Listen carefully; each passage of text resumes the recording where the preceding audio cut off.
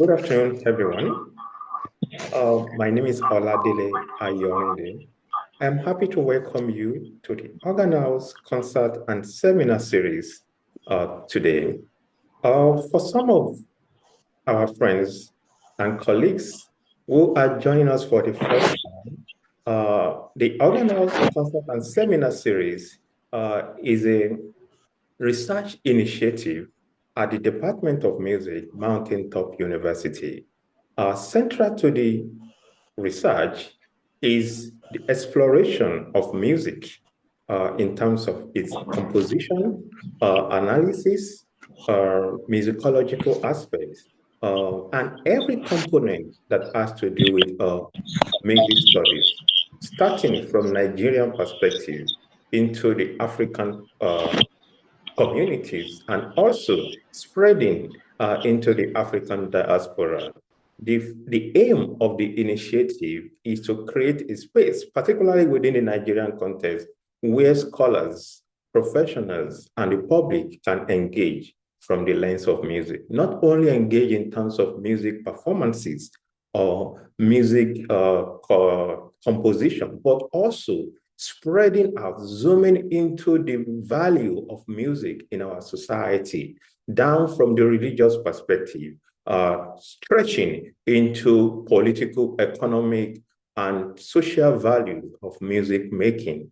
And central to that is also projects that focuses on different aspects of the research agenda of the Department of Music. One of them, for which particular today's seminar or symposium or colloquium belongs, is the documentation project, which I will speak shortly about. I will speak about in a few minutes. So we focus on history, we focus on artistic practices, we focus on life stories of people who have contributed immensely to the development of Nigeria, musical studies, music education, and Africa and beyond. Also, we focus on what we call practice-based research, or what we call public-facing also, that is not limiting music within the four walls of university in terms of its research value, that is connecting music from the four walls of university to the society, bridging the gap, between knowledge and, facilitating knowledge that does not only stand or situate within the institutions, but also spread into the community and people's everyday life. We've done series of research. You can check our social media pages, our dedicated YouTube channel for some of the projects we've done in the last 2 years. Today's program is particularly relevant to this initiative also because the weekly seminar series, it is not just a seminar series in the sense of having a seminar series. It is actually a curatorial project, like a digital experimentation in research, where we are advancing the notion of research presentation or research in Nigeria beyond paper or beyond the four walls of academia conception of research. What we do in essence is to create a space, in this case, a digital archive, where we document weekly seminars, where anyone across the world could access this material for knowledge production, for documentation. So, and this is what we do, and we are co-producing today also. So in essence, after this program, this recording is going to be available on our YouTube channel for anyone to advance on it in terms of research, for knowledge, or whatever need the material could fulfill. So this is what we do at the Organist Concert and Seminar Series and at the Department of Music, Mountaintop University. Today's program is quite unique in many ways. It's unique not only because we are celebrating somebody, but it's unique because this is an initiative that we we co-launched how will I put it? This seminar started not today. So maybe we are going to say this is just a second layer of that seminar, but in a different context. What I mean by that, I'm going to share shortly. I'll share a few slides. So this seminar, the organal series started in 2023. Unfortunately, Baba John Aina happens to be the first person that we dedicated a comprehensive symposium in terms of tribute to. So what was the idea? The initiative was to not just do music research, but we also want to create we want to celebrate people who have contributed to the advancement of classical music in Nigeria, music education, in whatever ramifications, both in church, in academia, concert stage, and the classrooms. By that, I mean across spaces. So we launched a project that we call the Organ House Documentation and Digitization Project. The idea was to map the development of Nigerian music, particularly within the sacred space. The idea was to document the stories of organists in Nigeria, music educator, music ministers, choral director, organists, in whatever ways they have served across region in Nigeria. Because we notice we don't have such data in Nigeria. We also notice we don't even take, we are not so particular about this kind of story. So we intentionally created this project in 2023. Unfortunately, Baba John Aina was the first in that series. But for every series we've had for the 100 years mapping of development of music in Nigeria, we've done research before staging the project. And I would like to share with you today some of the resources that shape the process before Baba Aina's symposium and what that means before launching into today. Why is this important? We want to connect that particular event to today and see the connection, you see. So what we are doing today is not happening today. It happened let's say 2 years ago, or even before then. So we are quite happy that Baba had a very significant life, a fulfilled life, I would say, impacted many lives across generations, not only within the AF ecosystem, but far beyond the AF ecosystem. And this is going to emerge more fully when we enter into the conversation.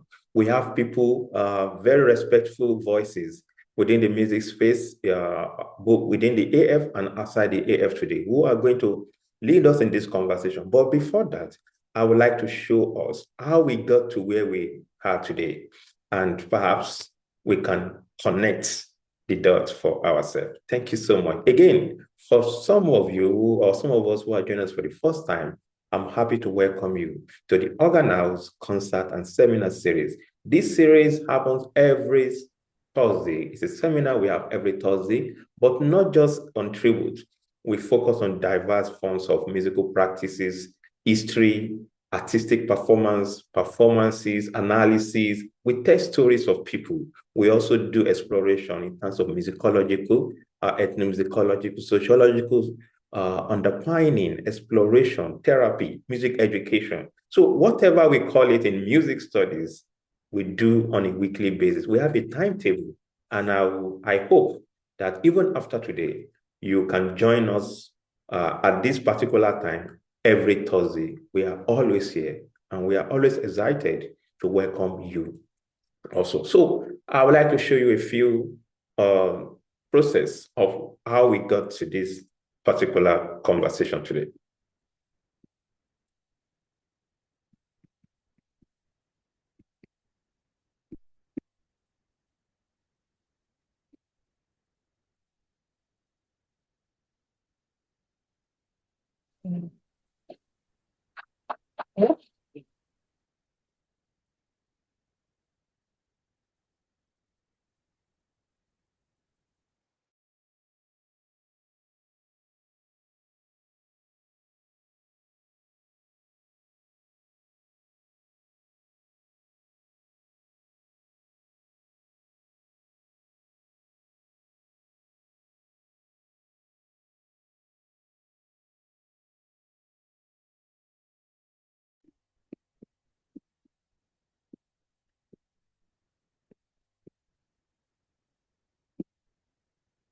Just want to be sure.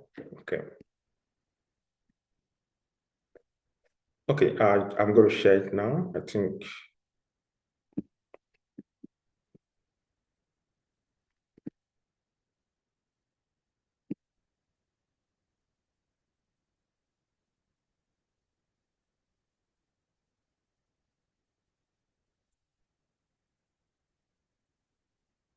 I hope you can see my slide. So on October 11, I think, 2023, this journey started. What we are having today started. So it was our first in the series of documenting Nigerian music landscape mapping for, it was, like I mentioned earlier, to map 100 years of development. And to do that, we do that through stories of people, particularly people who have significantly impacted development of music education, music performances, and particularly classical music and within the art music sector, African art music sector.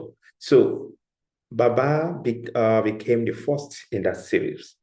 And not just became the first, Baba was also around at the organ house, which I'm going to show you today. So the focus then was, of course, you can see, but what I think is most important for us was telling the story, was unpacking the story of Baba John Aina. And before this event itself, we have a series of personal conversation, communication.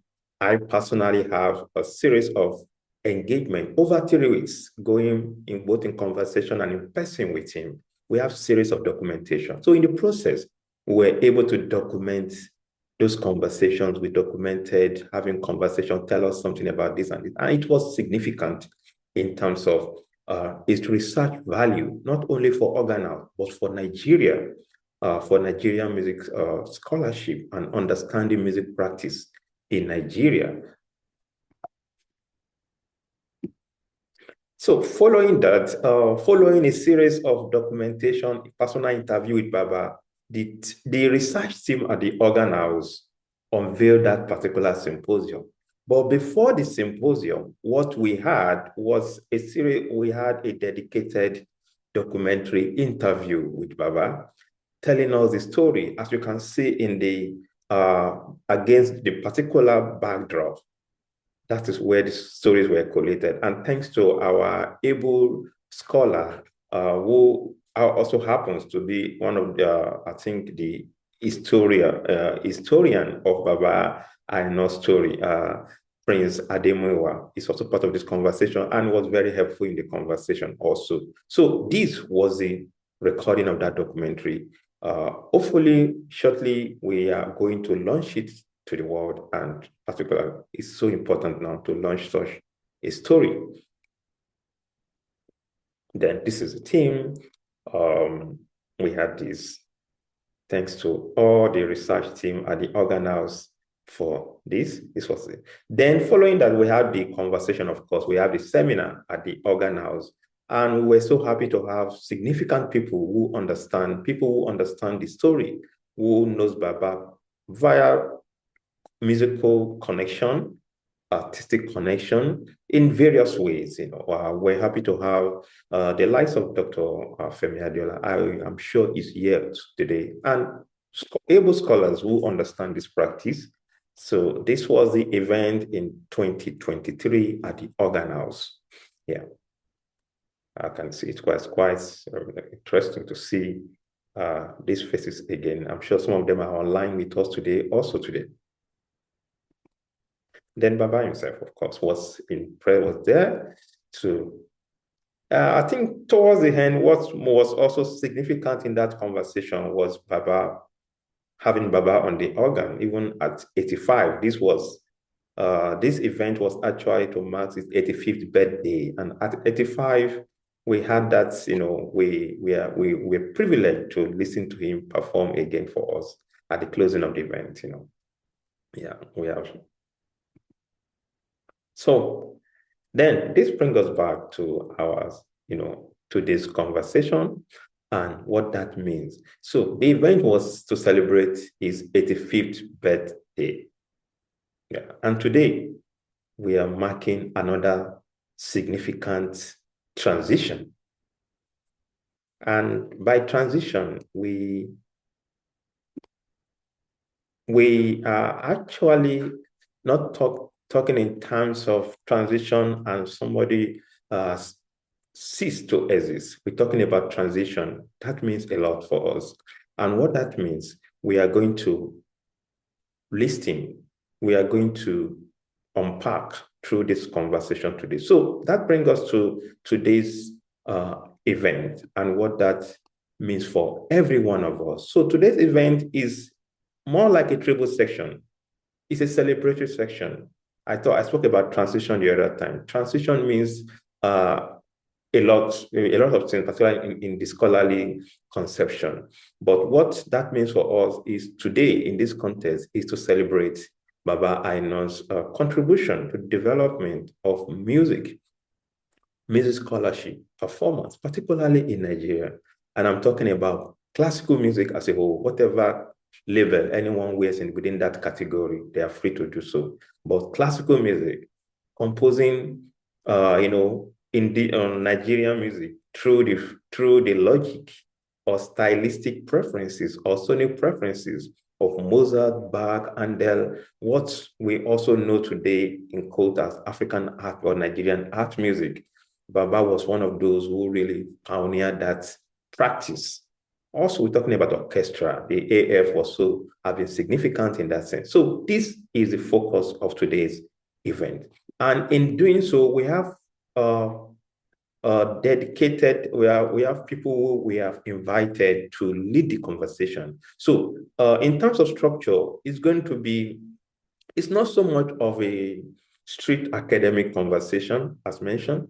It's a celebratory session where we pay tribute to Baba John Aina. So we have with me, not in particular order, just to welcome them to this session. We have, of course, Prince Tony Ademuyiwa. Prince Tony Ademuyiwa, how are you today, sir? Are you there with us? Thank you very much, Doctor. I'm good. Good, yeah. Thank you so much. Then we have Dr. Femi Adeola, who was also with us 2 years ago when we had that 85th celebration. Dr. Femi Adeola, it's so nice to have you today again. How are you today, sir?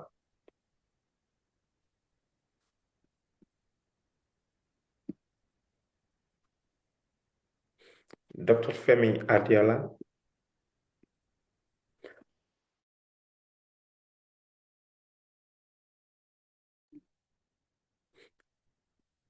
Hello, Dr. Femi Adeola. Okay, I saw him. Definitely, I'm sure he's here with us.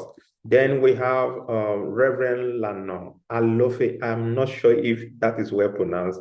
Pardon me if that is not well pronounced, but I understood it to be Reverend Lana, Alofe.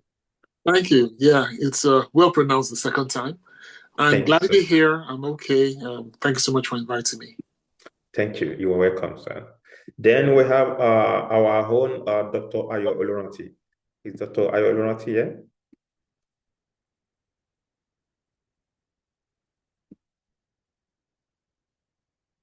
Is Dr. Oluranti here?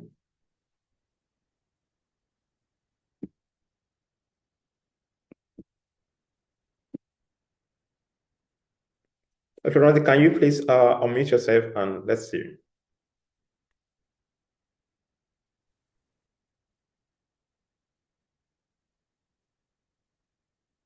Hello, Dr. Oluranti.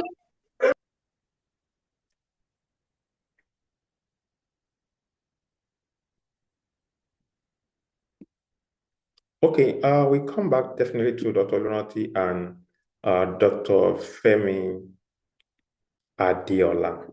Is Dr. Femi Adeola Is Dr. Femi Adeola there?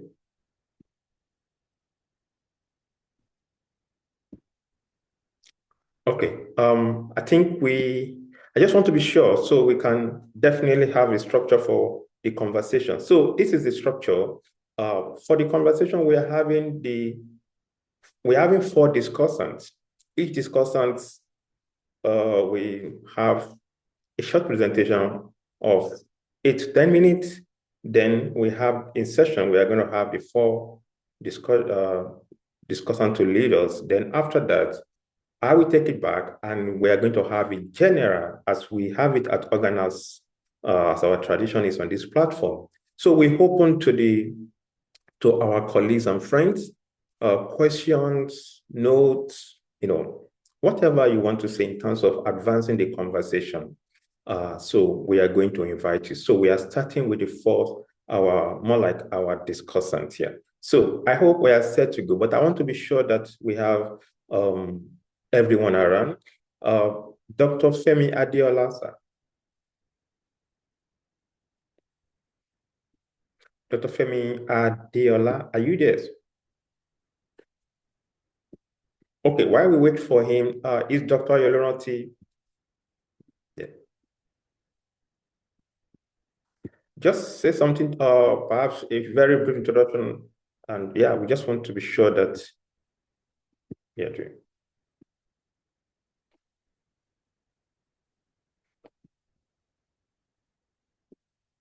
hello.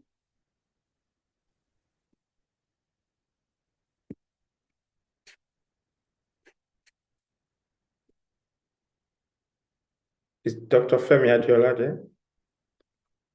We've heard from Prince Aden. He's there. I think he's having problem with his device. He's trying to reconcile to fix that.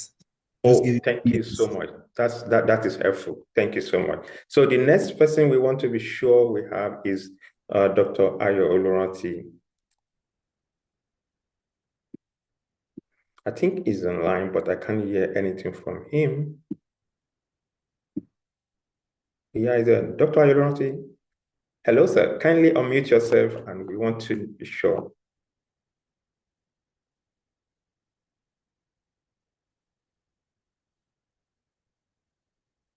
Hello, Dr. Oluranti.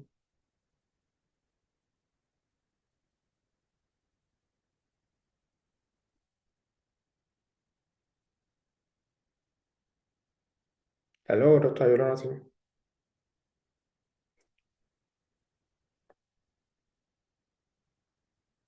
Okay, I think we should continue then. I will do the mediating session. As we move on, I will connect the dots, so I'll make sure everybody is following and we are on the same page in terms of this, the narrative arc.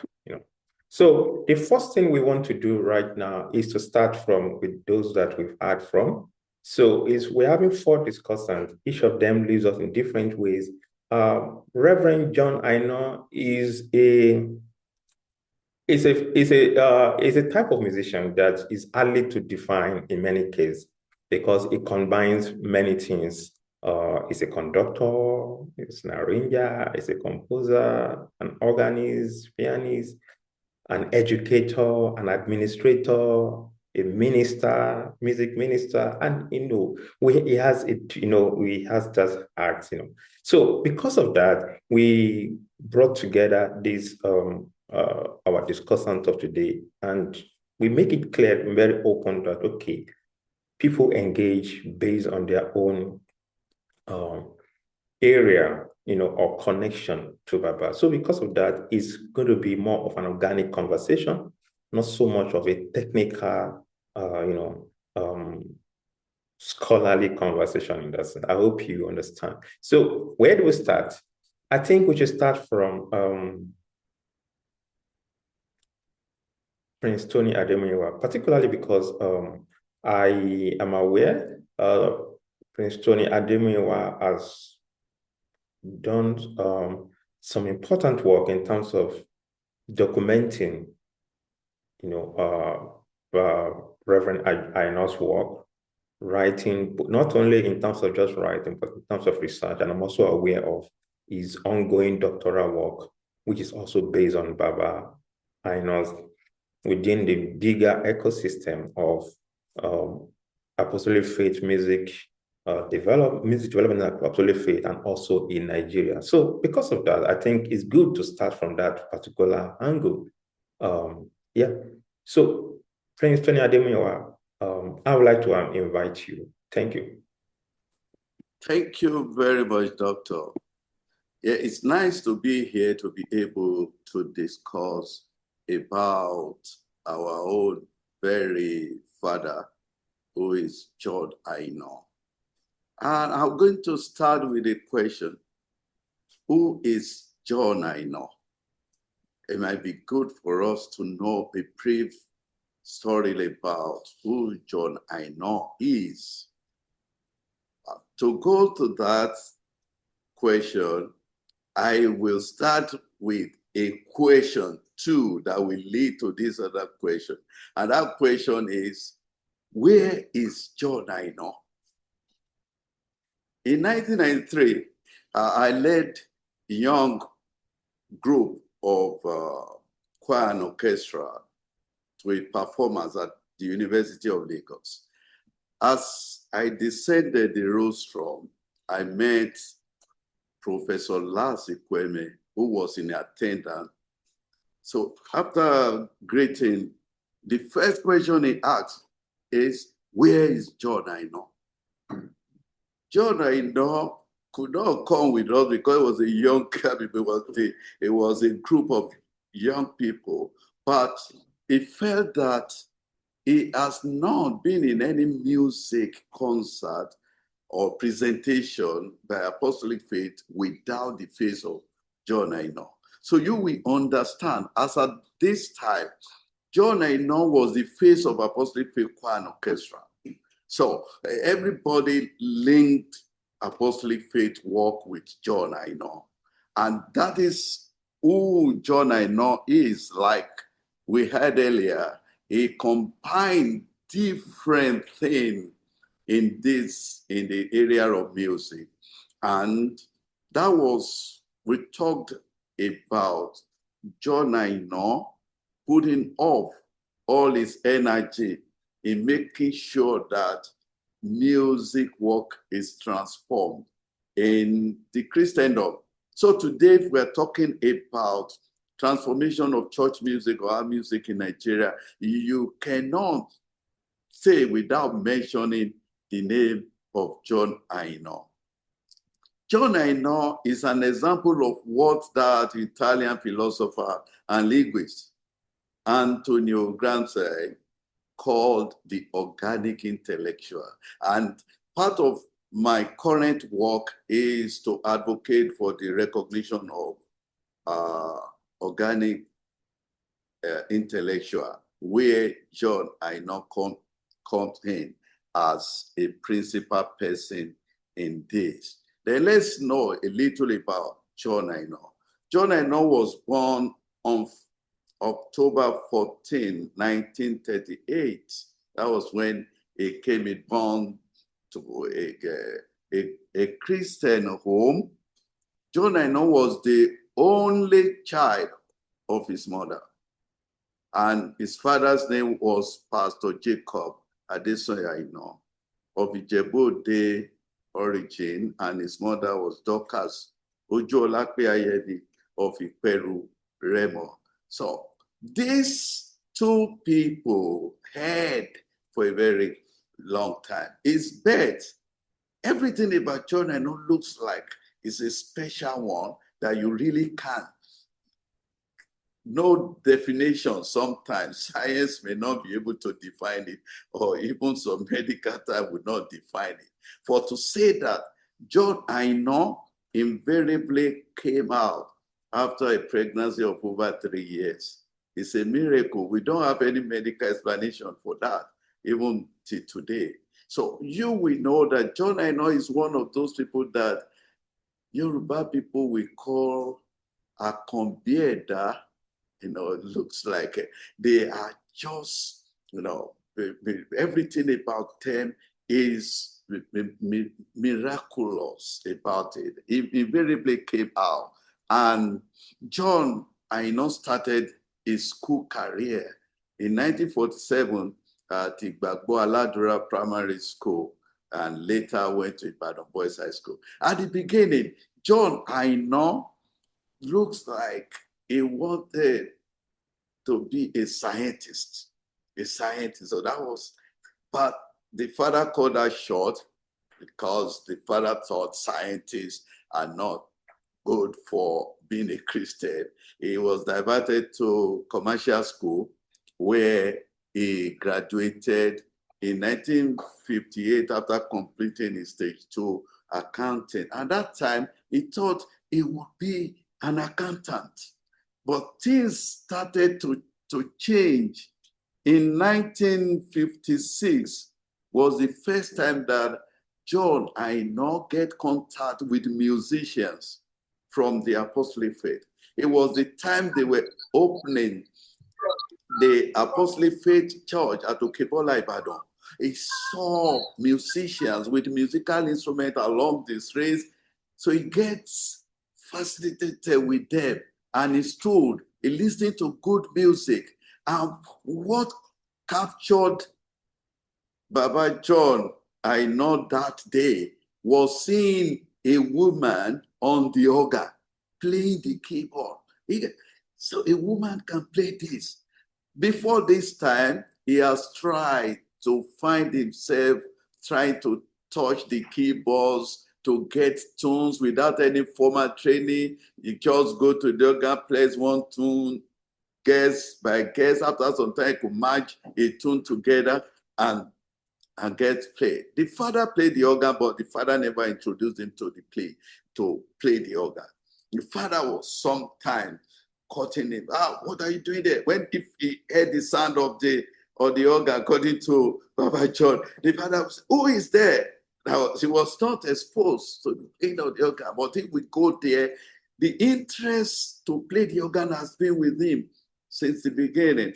But after this day that he met these people from Apostolic Faith, he ran with them, according to them, as they were moving in their car, he ran with them until he got to the church at Okebola.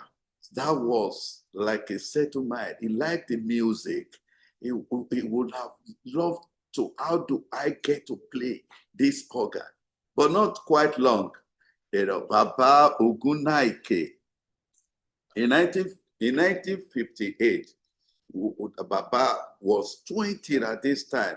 And that was exactly the same time he got his Christian experiences, the basic Christian experiences in the Apostolic Faith. That's what stands you to want to do something for God.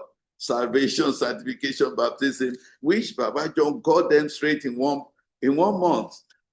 Baba John is an October born, and that same October was when he was born into the family of God, according to him. October 3rd, he was saved. October 5th, he was sanctified. And October 9th, he was baptized. So that prepared him to start the journey at the Apostolic Faith.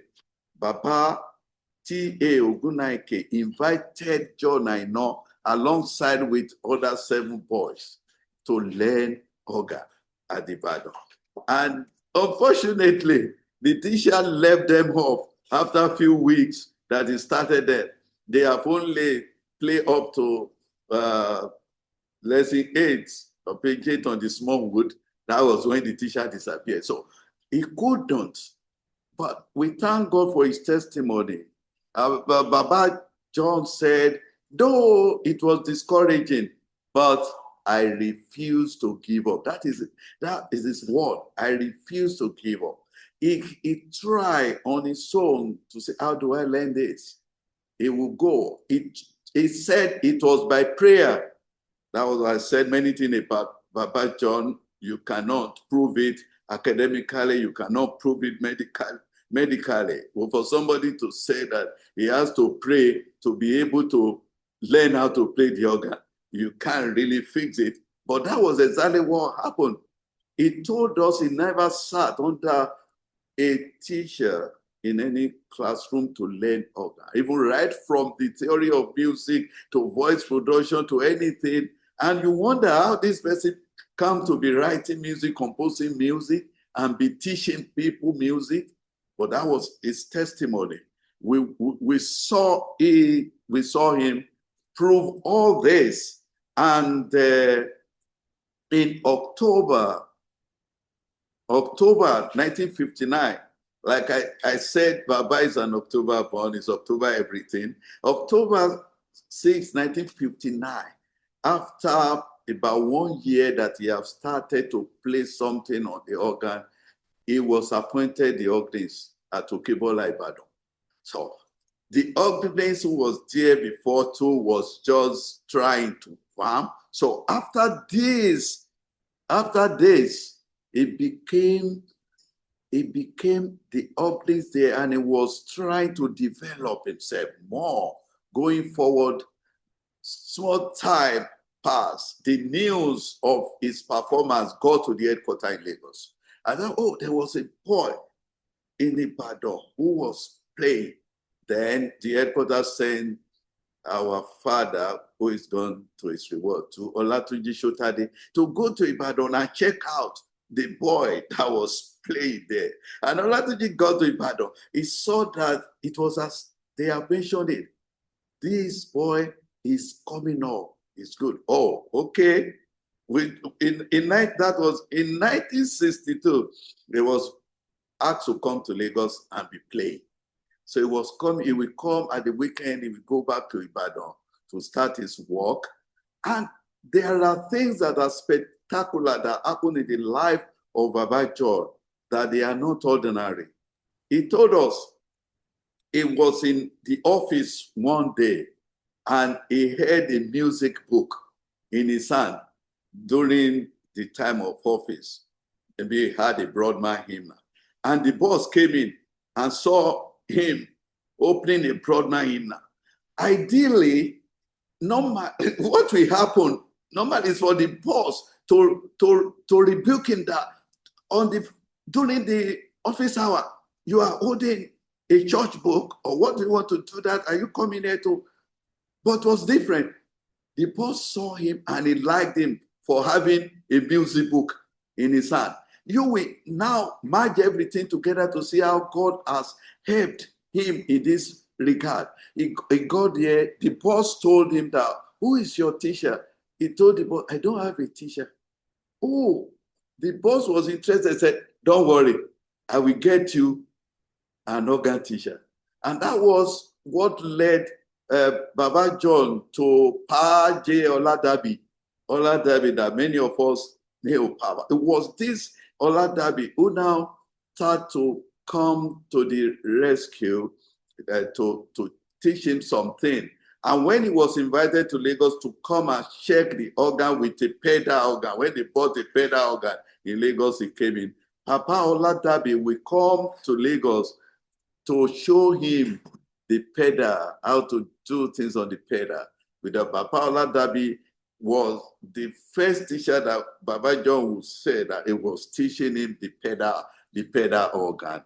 And the story came in early 1963. Reverend Oshokoya called John, I know that you have to come to Lagos finally. He said he met him on our way, but it looks like he's answering to God's work. He did not decline. He came to Lagos in 1963. And that same 1963 was when Baba John became the principal organist of the Apostolic Faith Church in Nigeria. And since 1963, he went on from one to the other and became, which my other discussant will be telling you how much of the thing that Baba John has done. This is Baba John that was asked to join the other 7 boys to learn the organ in 1958. In 1963, after 5 years, he had risen to become the principal organist of the Apostolic Faith, taking over from the organist, Mama Dorcas Okuyemi, who was the organist then. Baba John has taken over and became the principal organist. Now the question is, where are the 7 boys that started the organ with Baba John? Till today, we can't remember any of the names. They were not. This went ahead to support the writings of Bodil, Budio 1977 get this script to talk about it said individuals are not passive recipients of social structures, but rather active agents who make choices and decisions within the constraints and opportunities provided by their social context. The apostolic faith is the structure that provided this opportunity for those 8 boys. But the agency of John Aina was the only one that pushed forward and became the principal organist of the apostolic faith. And we can see all he has done as Graham said, as talking about his organic intellectualism, that you have seen him growing from the background, where we can say unschooled, but that's unschooled in quotes. He has never gone to any school wall, but to have risen, to have taken too much of time for development of different things as at today, which we can look back and see. I am a product of John Aina's work. And today we can look back and say he has done very well. Even myself, I have done over 40 years in gospel music, and I am a product. We have seen many people have done 50 years and who are product of Baba. I'm going to stop here to let the other discussant who will be saying different areas of Baba John's work. Thank you, Doctor. Thank you so much. Thank you. Okay. Thank you for that great opening. I think it's quite insightful and it's very relevant in the sense that it's helped us to locate and provide that context for John Aina's, in a way, historicizing and also thematically preparing the ground for us. So I want to quickly check if I was trying to reach out to get some of our presenters to talk earlier. I don't know if Reverend Dr. Femi Adeola, are you there now? We just want to hear from you before, just to be sure. And also our own Dr. Oluranti. I just want to be sure you are there so we can then. Sure. Yes, I'm here. Sorry for joining late, but definitely so yeah, sure. Thank you so much, Doctor. Okay, so I will definitely invite you shortly as we move on. Dr. Femi Adeola, I can see you. I'm not sure if you are able to use your video or microphone yet. Okay, while we wait for Dr. Femi Adeola, for some of us who are joining us for the first time, again, I welcome you to the Organ House Concert and Seminar Series at the Department of Music called Organ House at Mountaintop University. This is a weekly program, but it is laced with different projects, which I have explained earlier. So I don't want to repeat myself again, but I want to share with you, I've shared on the chat, the link to our digital documentation, where we have documented all the projects, all the initiatives we've had in the last 2 years. We have more than 120 videos for documentation, web curated online. So you can follow us. You can see, I'm going to share the link again, so you can see it, Organ House on YouTube. That's our archive. That's not just a YouTube page. It is a digital experimentation in documentation. So it is for everybody. It is open to the world. The project is done because of you. We know you will need this material in the next 30 years, next 40 years. We know the generation to come will need it. So that is why we are doing this. And we thank the management of Mountaintop University, particularly the Vice Chancellor, Professor Daniel Olukoya, for helping us achieve this and supporting this vision Of course, I will say more of that towards the end, but let's get back to the conversation. Yeah. So you can follow us online. You can subscribe in case as we upload new material like this, you can see it. Also, we are going to upload this so you can get to watch. I also noticed that we have 100 people on this call. I'm sorry to say that I know people are waiting. I've been receiving calls. People have been chatting me. We can't go beyond 100.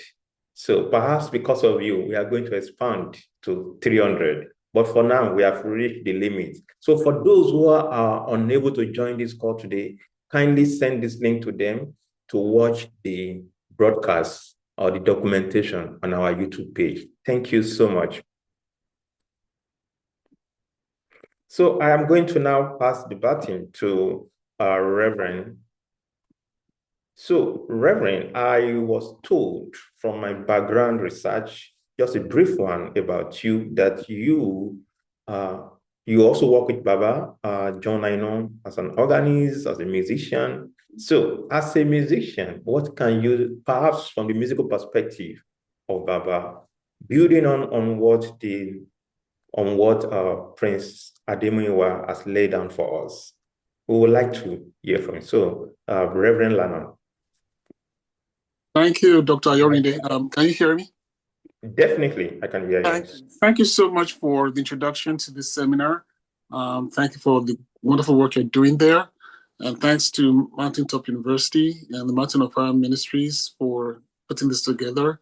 We appreciate it very much. I want to thank my brother there, Prince Tony Ademuyiwa, for the introduction to who Baba John is and who he was as a person, his history. I was supposed to go after Dr. Femi Adeola had spoken about the music part in depth, but I will try to combine that with the part I want to talk about. Yes, I am a clarinetist, not an organist, though Baba tried to get me to learn the organ. I learned it a little bit, not too much. But I worked with him in the music ministry of the Apostolic Faith Church very closely, along with Tony and Dr. Femi Adeola. I'll talk about that later. But I met him, first time I ever met him. Of course, I grew up in the church, so I'd heard about him, but I met him for the first time in 1985 when he came to Elisha, where we used to worship, to kind of set our church right, because we didn't have musicians in the church. And he, instead of talking to the adults, he called all the young people, young children. I was a teenager, and told us that we needed to start learning music properly. Anyway, that's what set me on the path. And he gave me my instrument, a clarinet. I started learning it. I passed to the C Orchestra in August of 1987, I believe it was 87 or 86. And since then, I became a member of the C Orchestra, but I moved to Lagos in 1987. I left Ife, where we lived, and I moved to Lagos.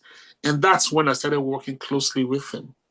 Tony was already in Lagos at the time. Dr. Adeola, I think he got to Lagos just before I got there. And we're all in Lagos at the same time. Now, in our church before then, Brother John, he arranged a lot of music. He had people who helped him to score it out, because he was so busy. One of them was the late Brother Oladele, who happens to be a cousin of my wife. He used to do that. I think Brother Odumosu did it years before. The late Reverend Samuel Odumosu did that before, when they were scoring the music for our church to use in the hymns and stuff. But it wasn't too well organized, and it was just one person doing it. And so a lot of the music that was arranged by Reverend John Aina was not really documented properly. Some of the accompaniment was never documented. So when Dr. Femi Adeola got to Lagos there and he was working with Brother John, he decided to talk to Brother John about setting up a committee to document our church music. And also to document all the music that we use in our congregational singing into one book. Because we used to have like 5-6 books to get the different tunes from. And so that committee was called the Scorers. And we had a Lagos section, which was like the real team, a headquarters team, and then we had 2 representatives from each state where we had a church. And I was part of the original committee in Lagos. I was one of them. Tony was another. Tola Labi was one. Of course, Dr. Femi Adeola was the head of that group. And we were tasked with documenting music in the church. Tony rapidly learned how to use computers, the old style before Sibelius and Finale came out. He started doing it with those old, I don't know how he did it, but he was tasked with documenting all the music for the hymn, the congregational hymns. And I was into scoring by hand through the tutelage of Dr. Femi Adeola, Brad John scores. So that's how I started learning how to document music that way. I had started composing on my own before then, but because I was now scoring out what Brad John composed or arranged, I was able to learn from him some of the fundamentals of how to compose.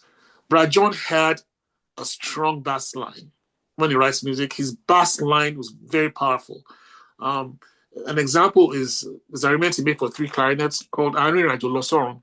The bass line for that music that I was there, he was playing on the organ and I had to transcribe what he was playing, is amazing. I have it on my Facebook page. That bass line it just sounds out. He had a very strong bass line, and then he would change the harmony from what was normally written.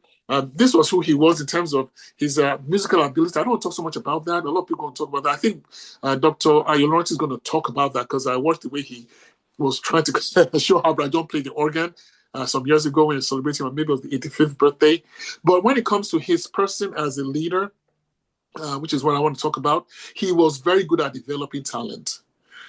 Many leaders look down on their successors or people who are talented, maybe like them. An example is Salieri, who looked down on Mozart a lot in Vienna, Austria in the 18th century. He didn't like Mozart because Mozart was an upstart but more talented than him. And so he looked down on him. Brad John did not have that kind of attitude. He was willing to support the next generation to become better at whatever he was doing. Be playing the organ, be writing music, be composing. Once he recognized talent, he would promote that talent. And that is the genius that he had, because for all his prodigious skills as a musician, and that anybody can speak to, his ability on the organ was amazing. Amazing. You need to listen to him when he's playing during our rehearsals, not doing a concert or doing a service. When he played the prelude and you heard Brad John play, he had prodigious talent. But what struck me the most about him was his humility. He was not a show-off. Many people play the organ or play a solo instrument, and they're good at it.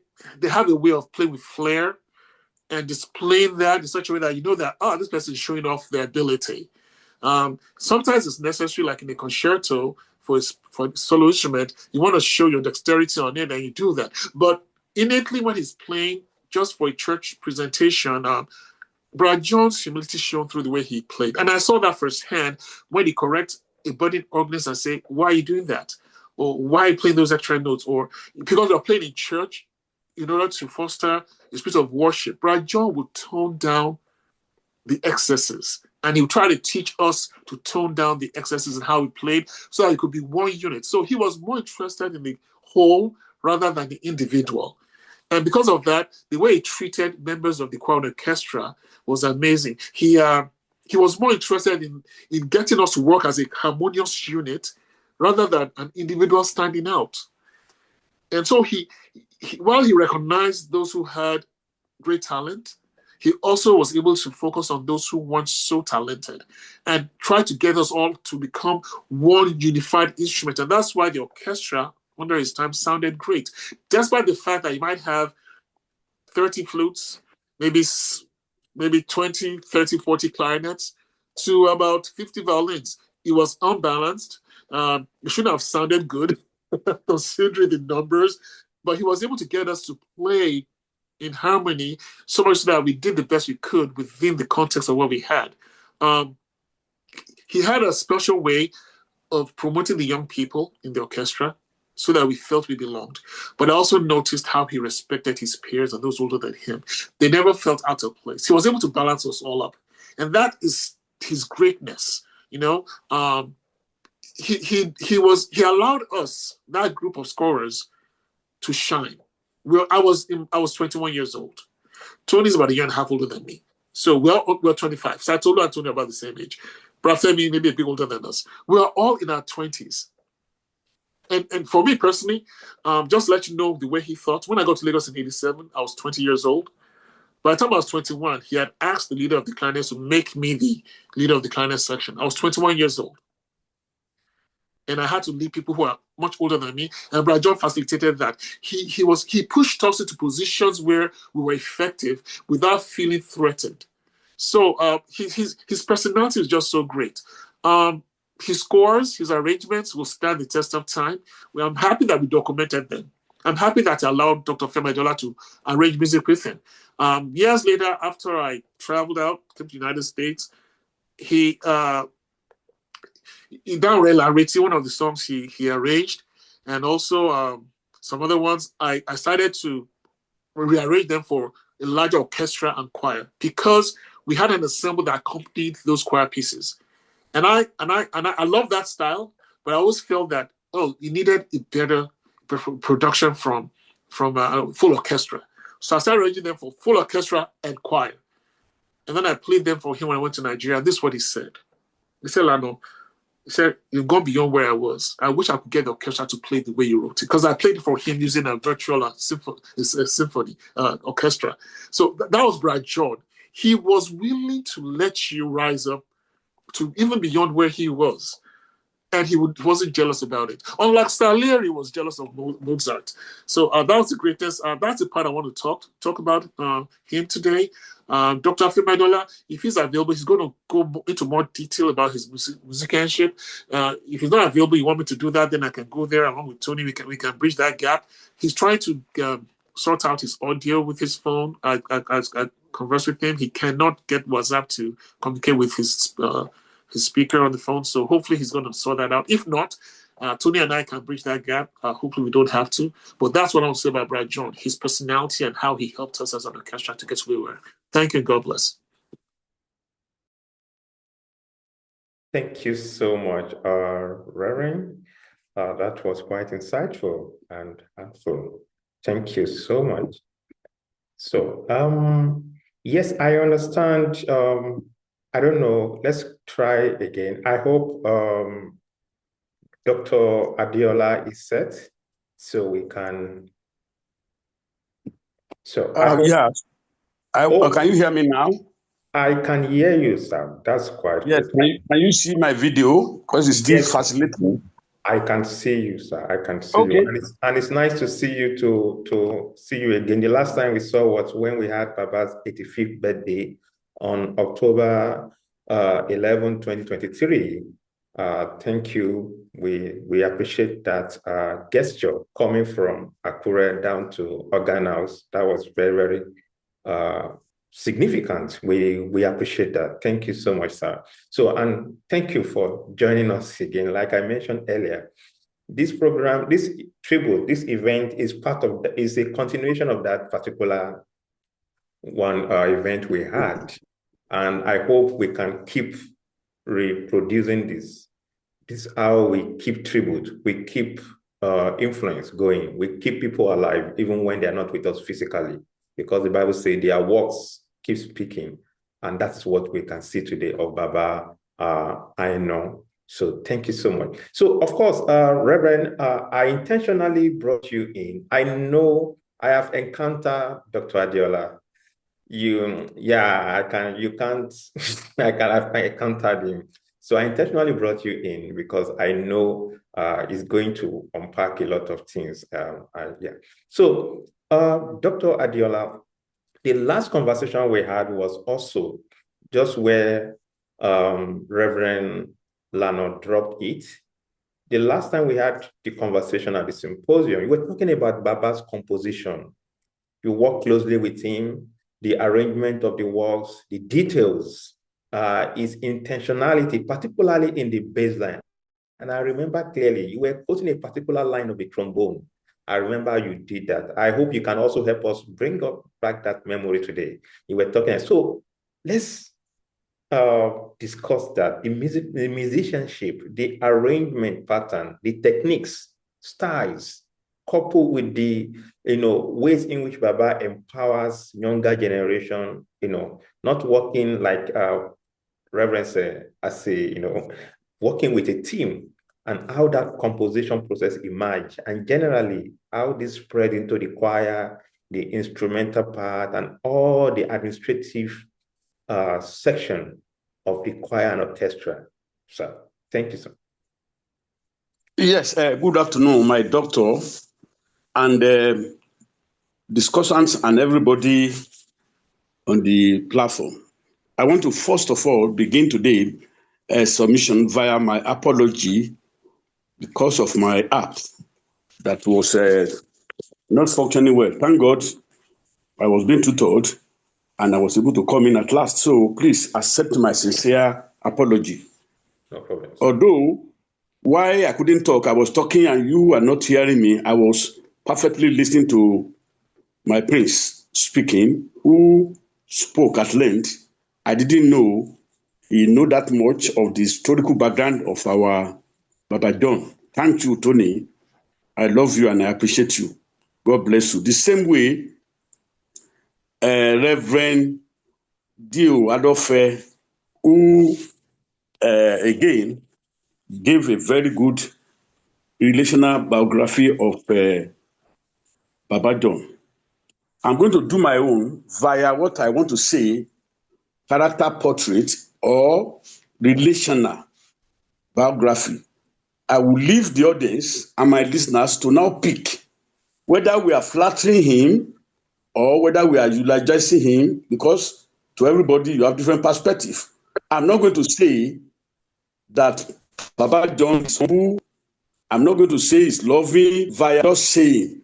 I'm going to talk on cases, events, and I will leave the listener to judge whether truly it's accommodating, it's approachable, it's loving. Because if I keep on saying it, and it's loving is this, people may say, well, what else would you have said? Because we are so close. But I will mention briefly, because of time, instances of closeness and leave the people to judge whether truly Baba John is what people are saying about him. Yes, my first contact with him was 78 when he conducted Hallelujah Chorus in the camp meeting concert. And I wonder, he was precisely 50-year-old then, but bouncing, even at 50, a 50-year-old person should not be jumping, bouncing the way he was doing, not knowing that I was just starting. He bounced like that till 75. I was surprised. But seeing that day, I desired and created intention to study him, to move closer to him. But I came from Ekiti, and he lived in Lagos, and we normally go to Lagos 2-3 times every year then. But as God will have it, we were to do music at our level, at different states. So I enrolled for music, and because of music very well, I did extra study, even personally. And because I did that, just like Tony said, nobody trained Baba John. He was a born musician, a bundle of it. So he loved seeing people who have raw talent. And I will use my own as a good example. And that's why I was a bit detailed in anything and to say about Baba John. Like I said, 79, I came to Lagos to do a voice test, which Reverend T, the founder, used to do that time. But as God will have it, he handed my voice test to Baba John. And that's where we first had contact. I will need to say this for the purpose of people who think maybe I did anything special or whatever, or as if something. That's the man when he spotted any talent. Because he too was a talent, just like Bible says, the deep calleth unto the deep. He is very good in spotting talent, promoting them. And one of his good saying is Femi. Jesus said, greater than what I do, you will do. And in Malay quote, John 12:14. So that is the spirit that this man displayed. Whether you now know more than him, you beat him, he doesn't care. he will not, because of that, shy away from exposing to his last drop of blood and develop you with money, with time, with energy. I'm a living example. So when he tested me, the first thing, and I'm hearing now, Tony and Alofe, who are very close to me, may be hearing for the first time. We had a clash. We have 2 clashes in life. So it's not that he adopted me or everything was just good, but he was the man that even in your miry clay, when you are dirty, this man is ready or was ready to wash you. He looked beyond your frailties or shortcomings. What was my shortcoming? In the Apostolic Faith Church, we don't grow beard. And because I was, Tony mentioned casually how Brother John was lucky to get the 3 Christian experiences under 1 month. I spent 2 years looking for the Christian experiences. And in the process of looking for my sanctification, I prayed, and I was looking for what would be the problem. I said, maybe I'm using pomade. I refused using pomade. I nearly refused bathing.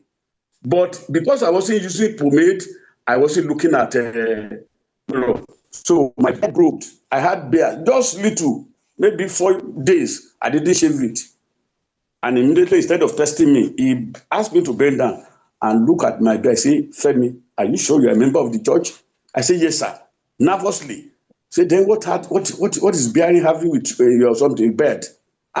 Say, sir, I didn't look at mirror, so there's no way I could know. That was why he tested me. Otherwise, he would have sent me away. That is his own perfect, or is, do I say, overzealous defense of the church. He defended the doctrine of apostolic faith to the end.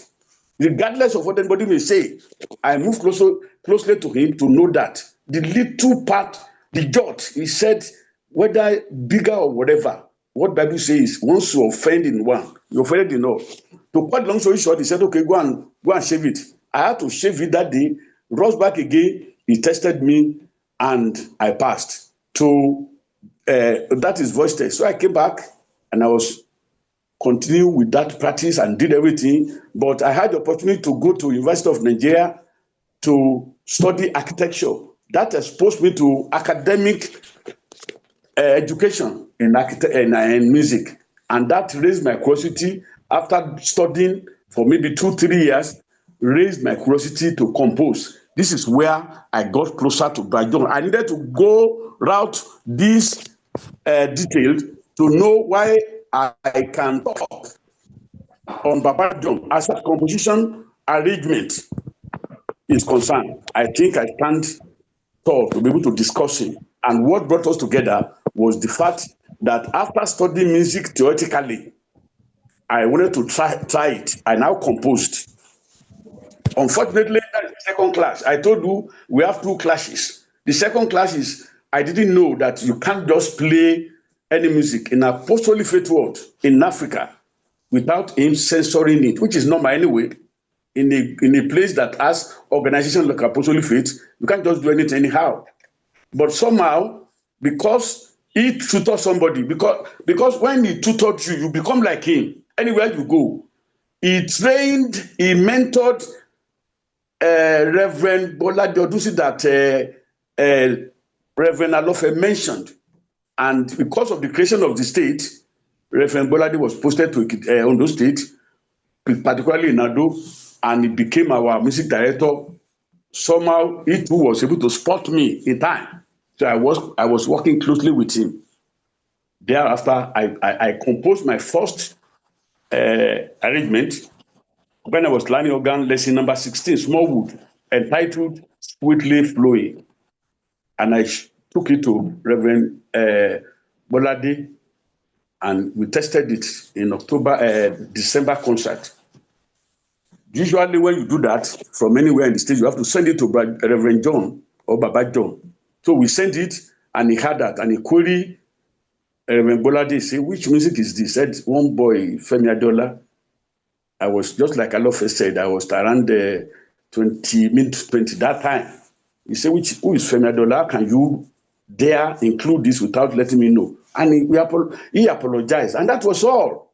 I know a normal African person. One, okay, this boy is coming. Oh, you are the way you are even coming, you are shining, or you want to do. It would have subdued me at that time, but he didn't do it.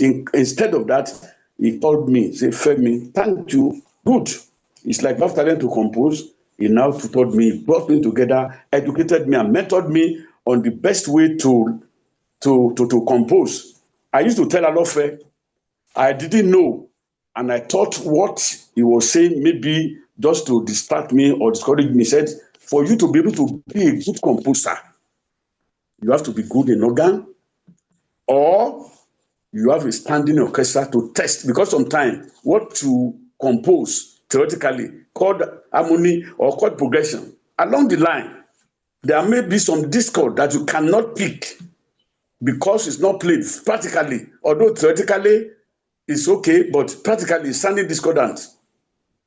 So that took me to start organ, and I started sending a manuscript. I sent more than 100. He didn't reply. I keep on sending.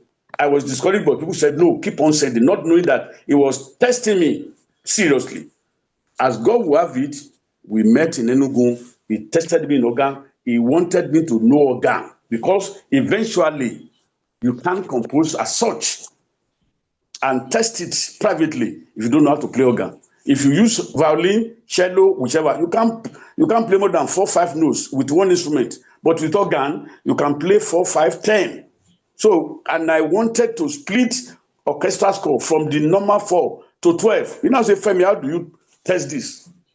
So, I started practicing, sending to him. He didn't use anyone until God made it possible for me to go and serve in Lagos in 1987, and he spotted me immediately.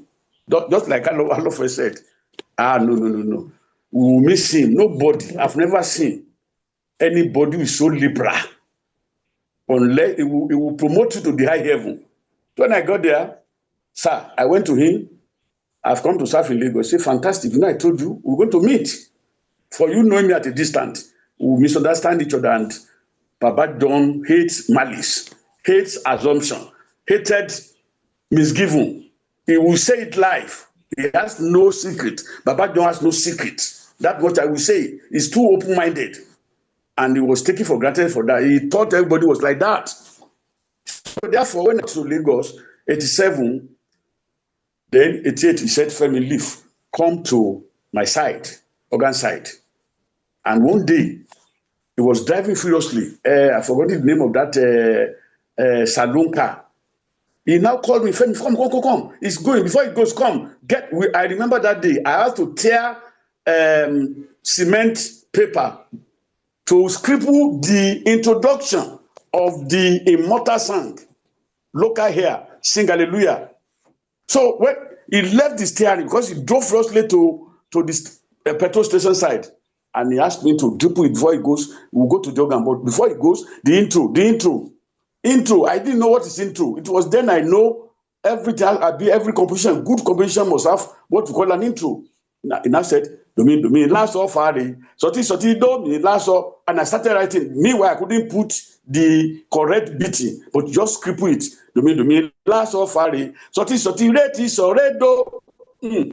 I kept it, and we moved to the organ side. He now started. It was then I knew the meaning of organ. You can play organ, but for you to harmonize very well. So what we say, Domi, last off, what do you now put? At least he used to compose 4 parts, whatever. I want to split to 4. So we did it. It was from organ. By the time he combined it like this, he can use the right hand to combine 5 notes, the left hand to combine 5 notes. And we say, can you see? Just like somebody wrote, missing notes. If something is missing, it's like you pierce them with a pin or with a needle, or as if you step your legs on fire. Say, Femi, I hasn't gotten there. Tune it. It's missing. So you have to get there. It doesn't take 99% in getting it rightly. Whether you are tuning violin, you are tuning anything, or you are harmonizing. So we now got it. We harmonized it, and he said, Femi, this is now the time to prove who you are. Maybe you have sent many things to me. I've given you that. Go and develop it. and I broke it into 12 different parts. I introduced that 12 parts to the orchestra. So we played it during Easter, and lo and behold, none of my former composition or arrangement matched it. Now, when I saw this, I now submitted myself totally that it is one thing to be theoretically sound. It is another thing to be practically solid. I intentionally decided to train under him like Joshua would do, follow him to anywhere. People didn't know I did architecture. Lana and Alofe could testify, Lana and Tony could testify to this. Majority of my associates and my senior on the platform thought I was musicians because it's virtually as if I left architecture, but I knew what I was doing. I was following almost dogmatically. And they poured everything, composition arrangement, on me. And what did we achieve? I can say, in rounding up, what I know why Baba John differ from most composers in Nigeria is he was a father of what we call arpeggio, accidentals. I will illustrate, I will be very, very dramatic about that. In arrangement, he loves accidentals. Me, the word accidental doesn't have meaning to me. It's Baba John that caused me to appreciate accidental in music and arpeggio. The first arpeggio interaction I have with him was that sing hallelujah. Do me, la, so, fa, re, soti, do, me, la, so. Somebody like me will see, do me, so, lati. I will just run it like a scale. And anybody who's good in music, we know arpeggio sound more, good in the air than ordinary scale. Then he's very good in ability. Now say, soti, re, so, re, those people play flute. That is how we came about that. Anything flute, piccolo, violin sometimes, because violin may not be so fast, but flute can play it. He will introduce arpeggio, which make him special. He's a father of arpeggio. He knows how to harmonize it, and whether on organ and whatever. And those people listen to me, and those people who play music or part of the orchestra will believe there's no single composition that Baba John didn't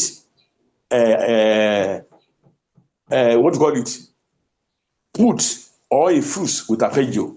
Now, concerning accidental, I will give you a good example why I now became a lover of accidental. There's another local here that we are arranging, and that is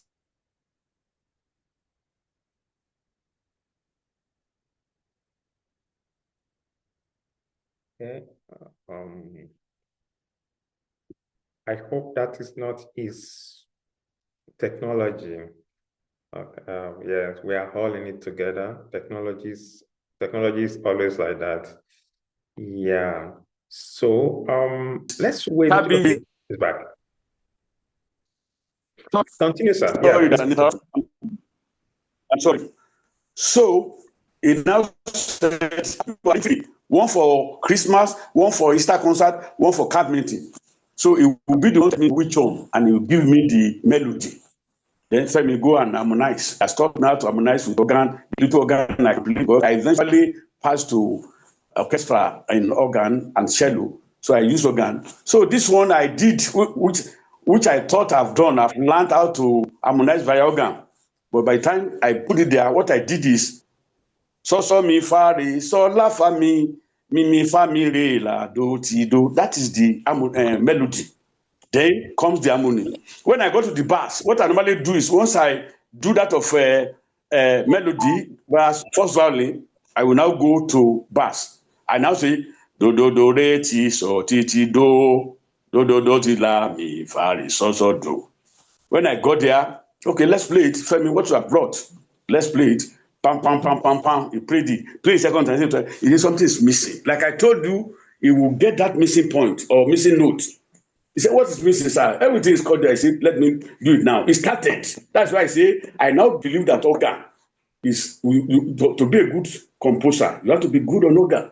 So when he started putting in, he was too good in left hand. When you see using left hand to play bass, you'll be amazed. So when he called this, now say, do, re, ti, so, ti, do. He played again. Do, do, do, re, ti, so, ti, ti, do, to. Ah, he said, Femi, how did you see that? I said, wonderful, sir. Master. And anybody playing KBSU will see that the bass says, me, I submitted do, do, do, re, ti, so, ti, ti, do, suspended. Meanwhile, do, do, do, re, ti, so, ti, ti, do, to. To is closer to la than do. That is the missing something that makes everything.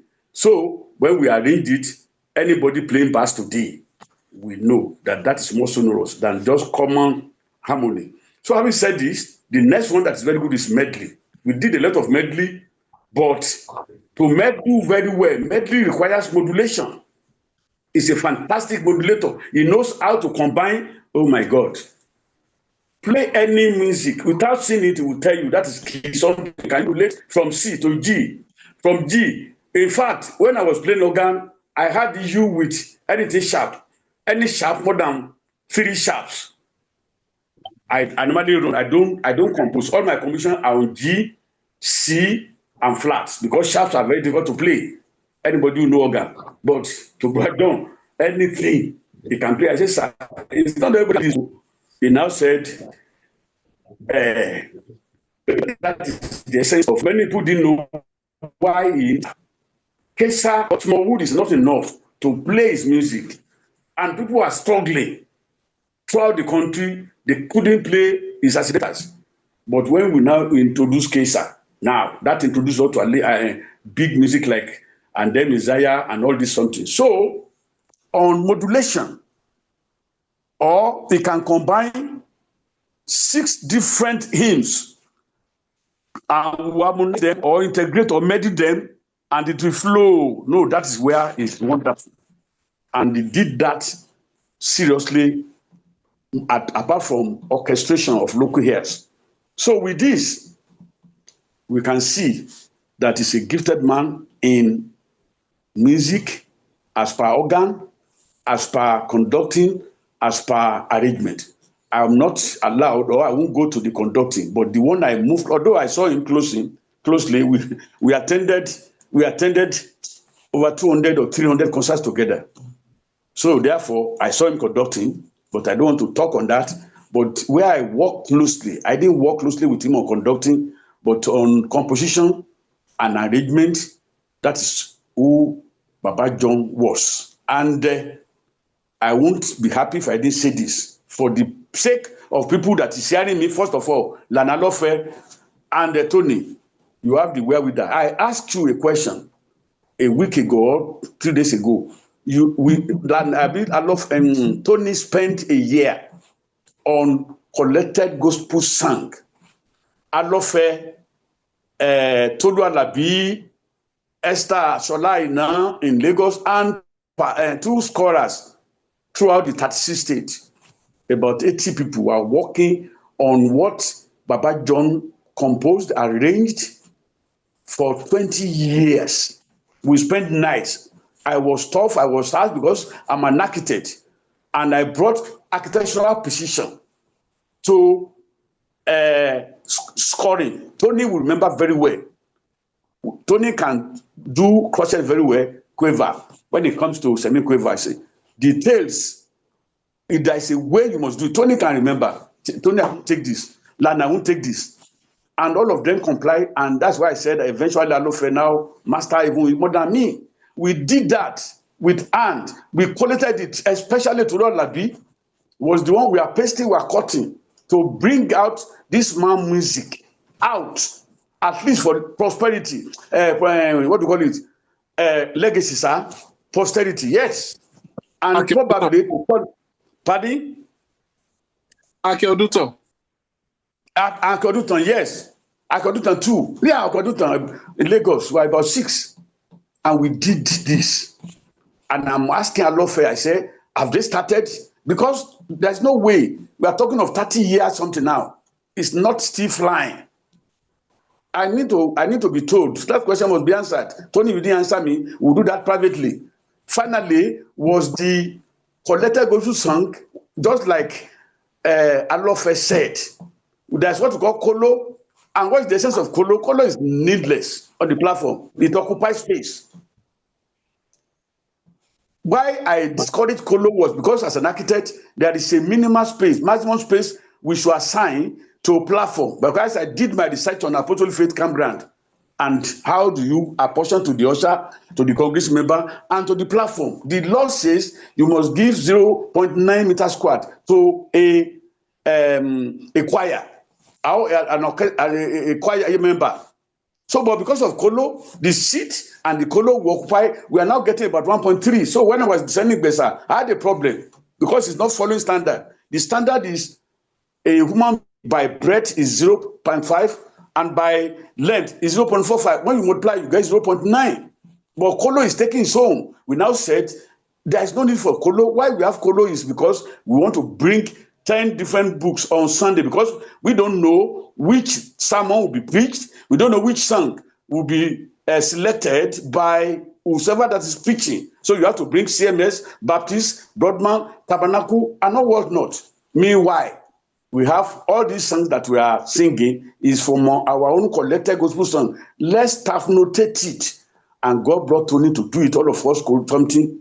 I don't know whether it has known the light of the day. Please, I'm appealing to the people that are there. That is the best legacy, as far as I'm concerned, to honor this man.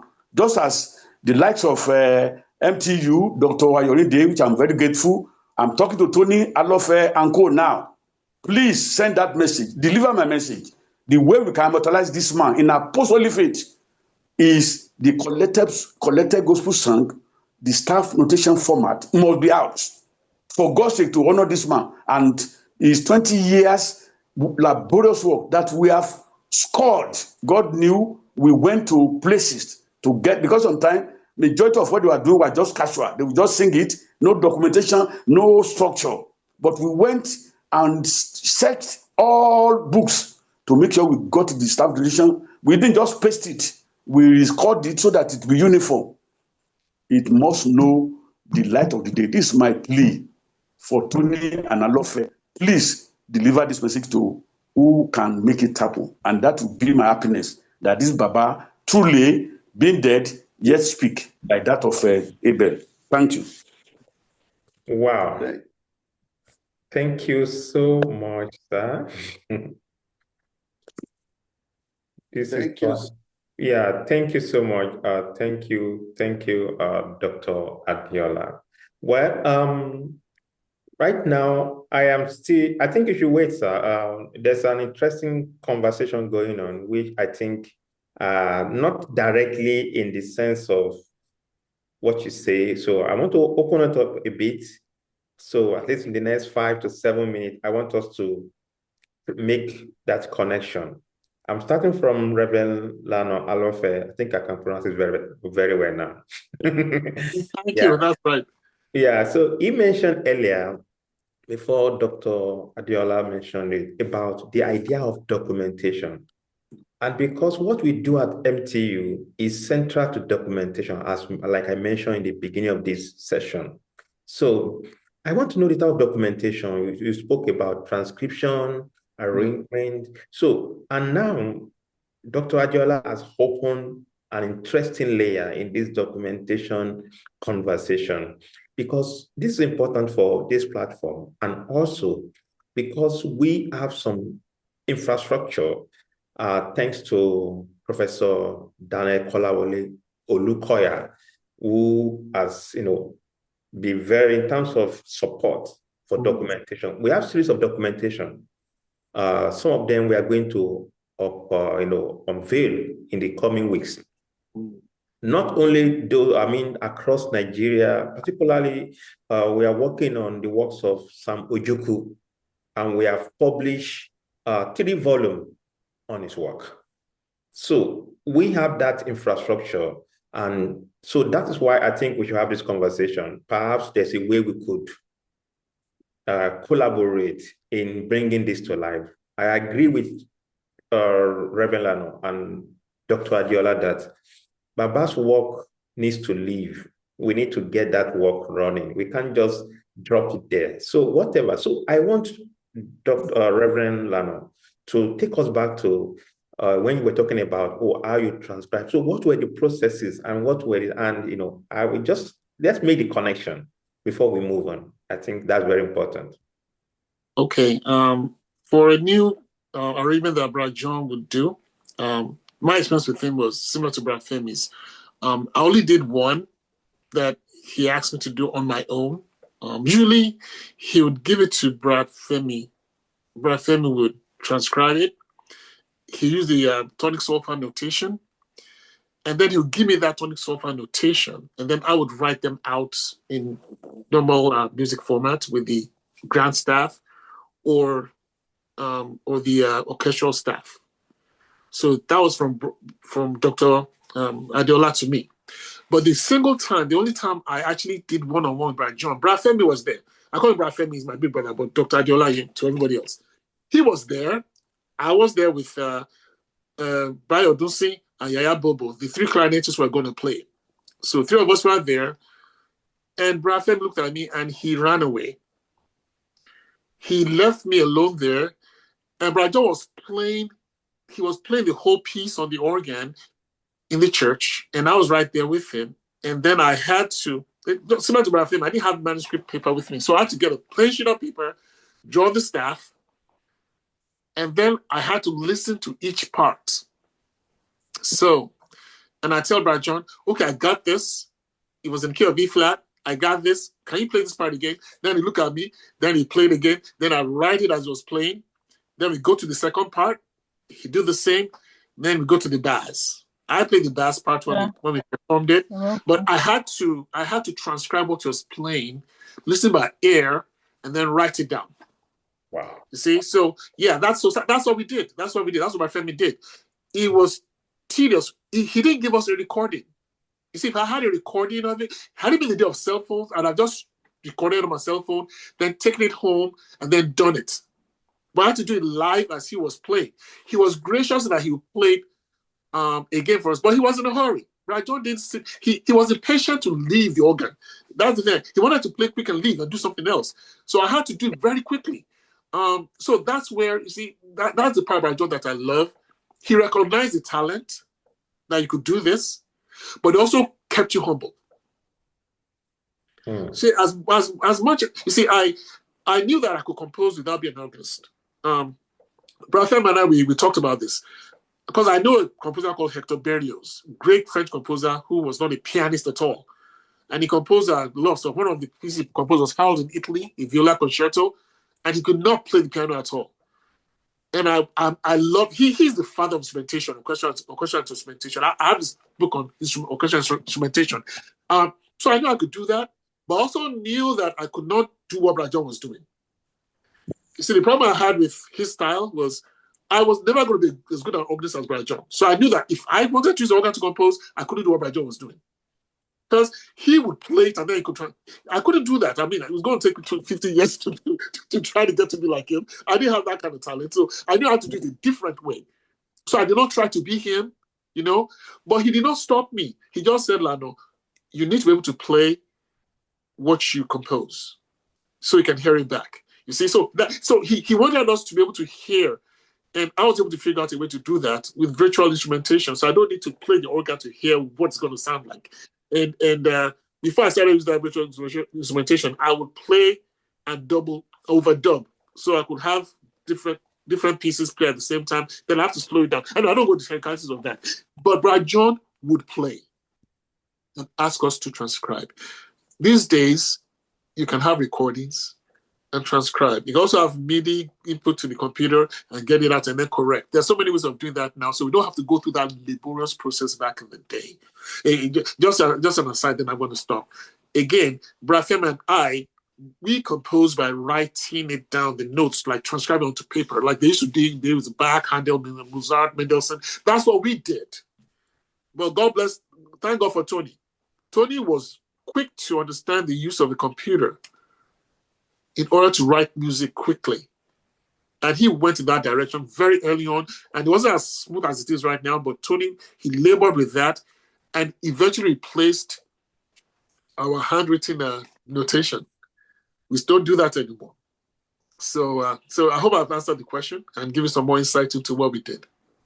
Definitely, definitely. And there's another, what I found very interesting here is that, of course, we are still going to, I can see Prince Ademuyiwa is raising his hand. One thing I also noticed, which I think we also need to unpack, is the fact that the type of music education that you had, I mean, Yeah. everyone at AF at the time, Yeah. I think is quite significant to the extent that you were able to orally transcribe directly without taking turning software first of all. So you need to, so I found that very interesting. Can you just tell us briefly about that? I don't know, this is open to anyone, either Dr. Adeola, Prince Ademuyiwa, or Reverend. Can you give us a kind of insight into that kind of music education? What was it like? Training, yeah. I don't know. Tony, I'm told you are raising up your hand. Will you take that? Yeah. Thank you, sir. Why I was raising hand earlier was the question that Brother Femi raised. The question has been answered since for some years. The collected gospel songs that we use for the congregational singing is fully in use. We now have fully written booklets which we use around for our choir and orchestra. So we no longer come to the platform with series of books. We have bypassed that once a long time.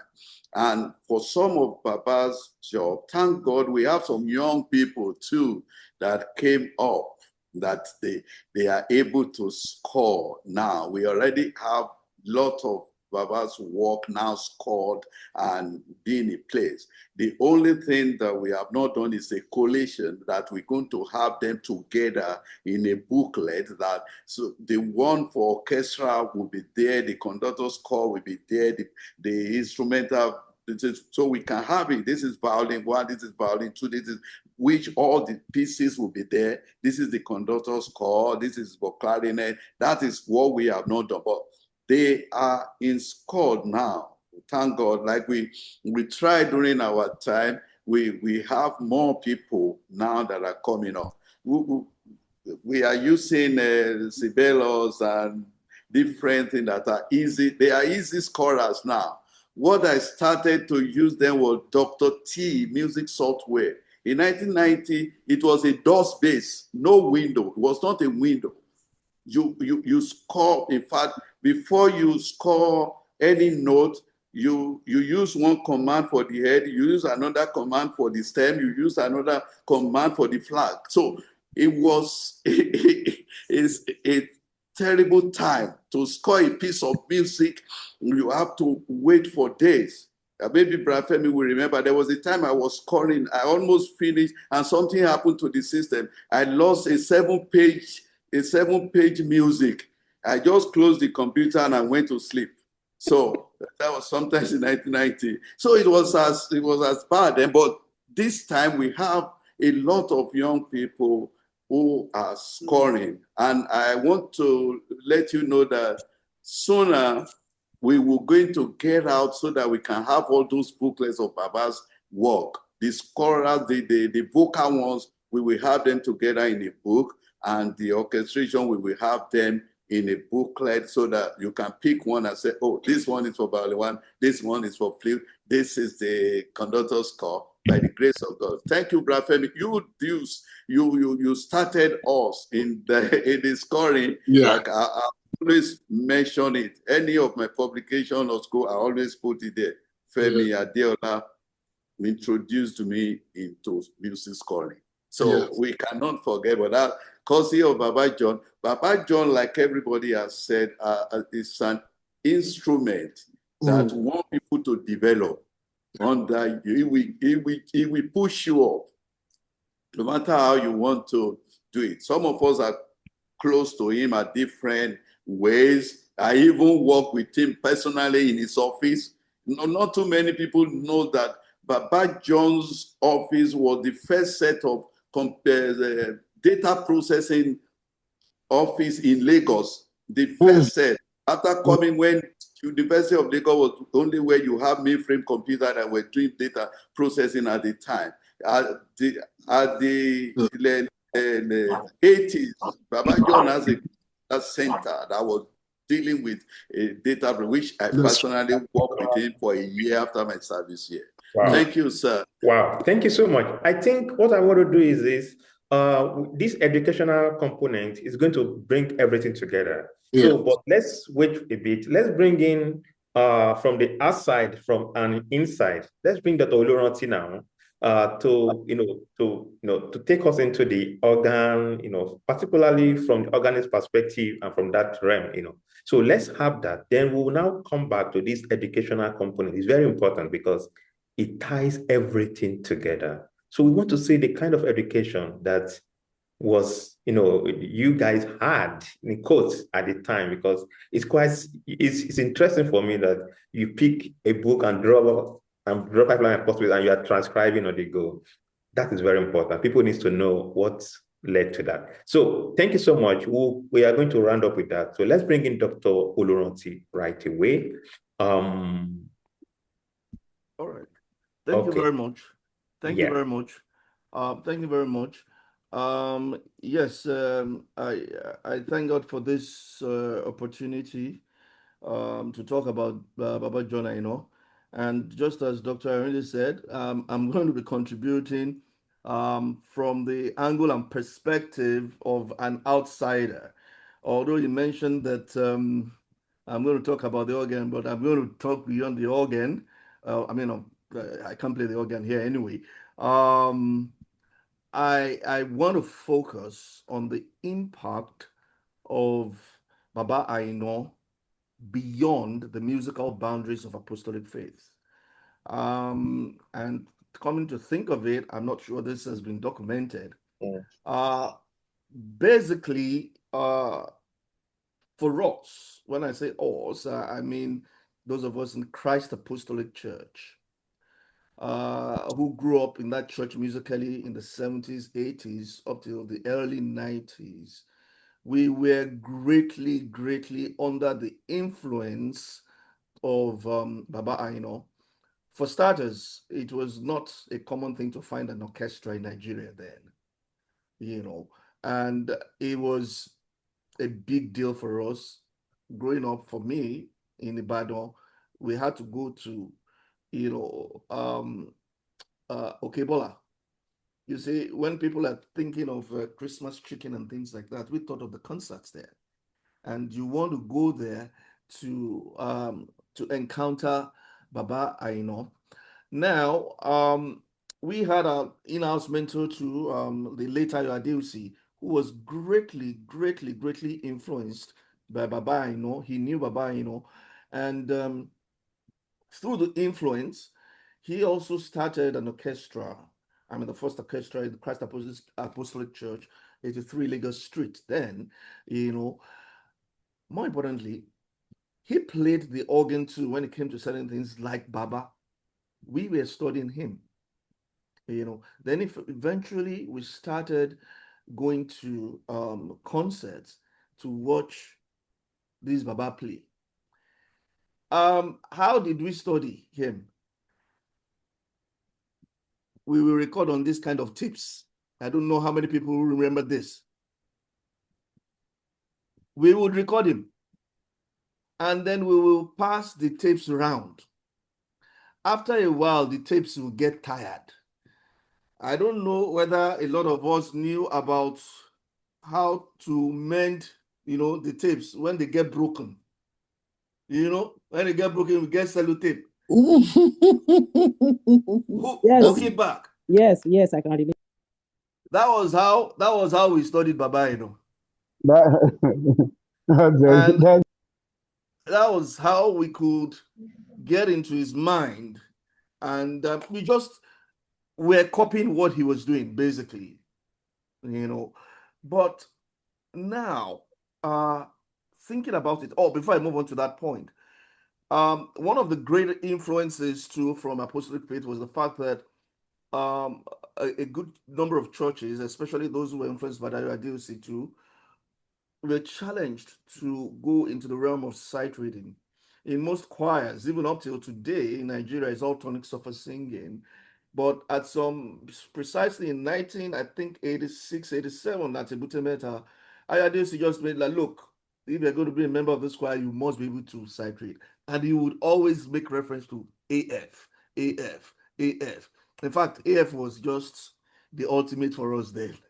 You know, these were that was part of the extended impact of Baba Aina outside the church. Now, things are now becoming clearer because ordinarily, a person like me will say Aina's artistry transcended conventional expectations and pedagogical boundaries. Why so?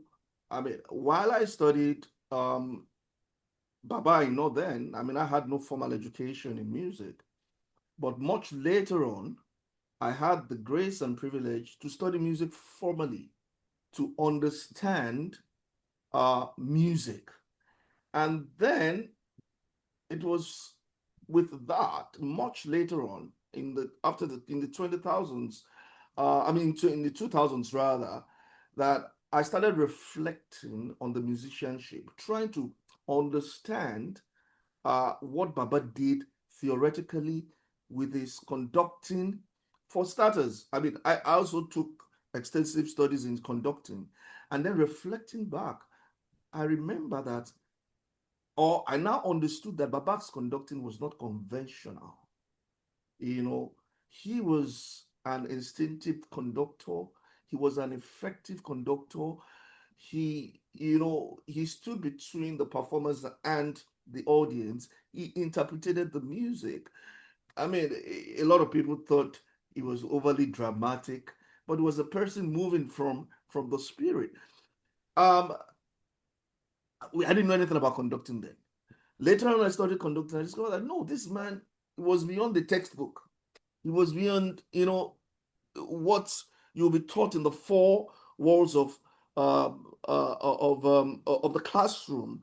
He was an artist whose musicianship demonstrated that profound musical intelligence is not confined to institutional pathways. You know, that was what that's what is coming out for me now. And now to understand his background, how he was born, and to even understand the fact that he was completely and totally autodidact, I must say, there's a supernatural dimension to this. There's the spiritual dimension to it, and I just believe that's the way to understand this man. Now, we tried by ear to follow what he did on the organ, his improvisations and things like that. But now I can understand that this man understood when he had to be true to the score. He understood when he did not have to stay true to the score. He understood theoretical things in terms of organizing pitch and time. Pitch in the space of time. He wasn't just doing things randomly.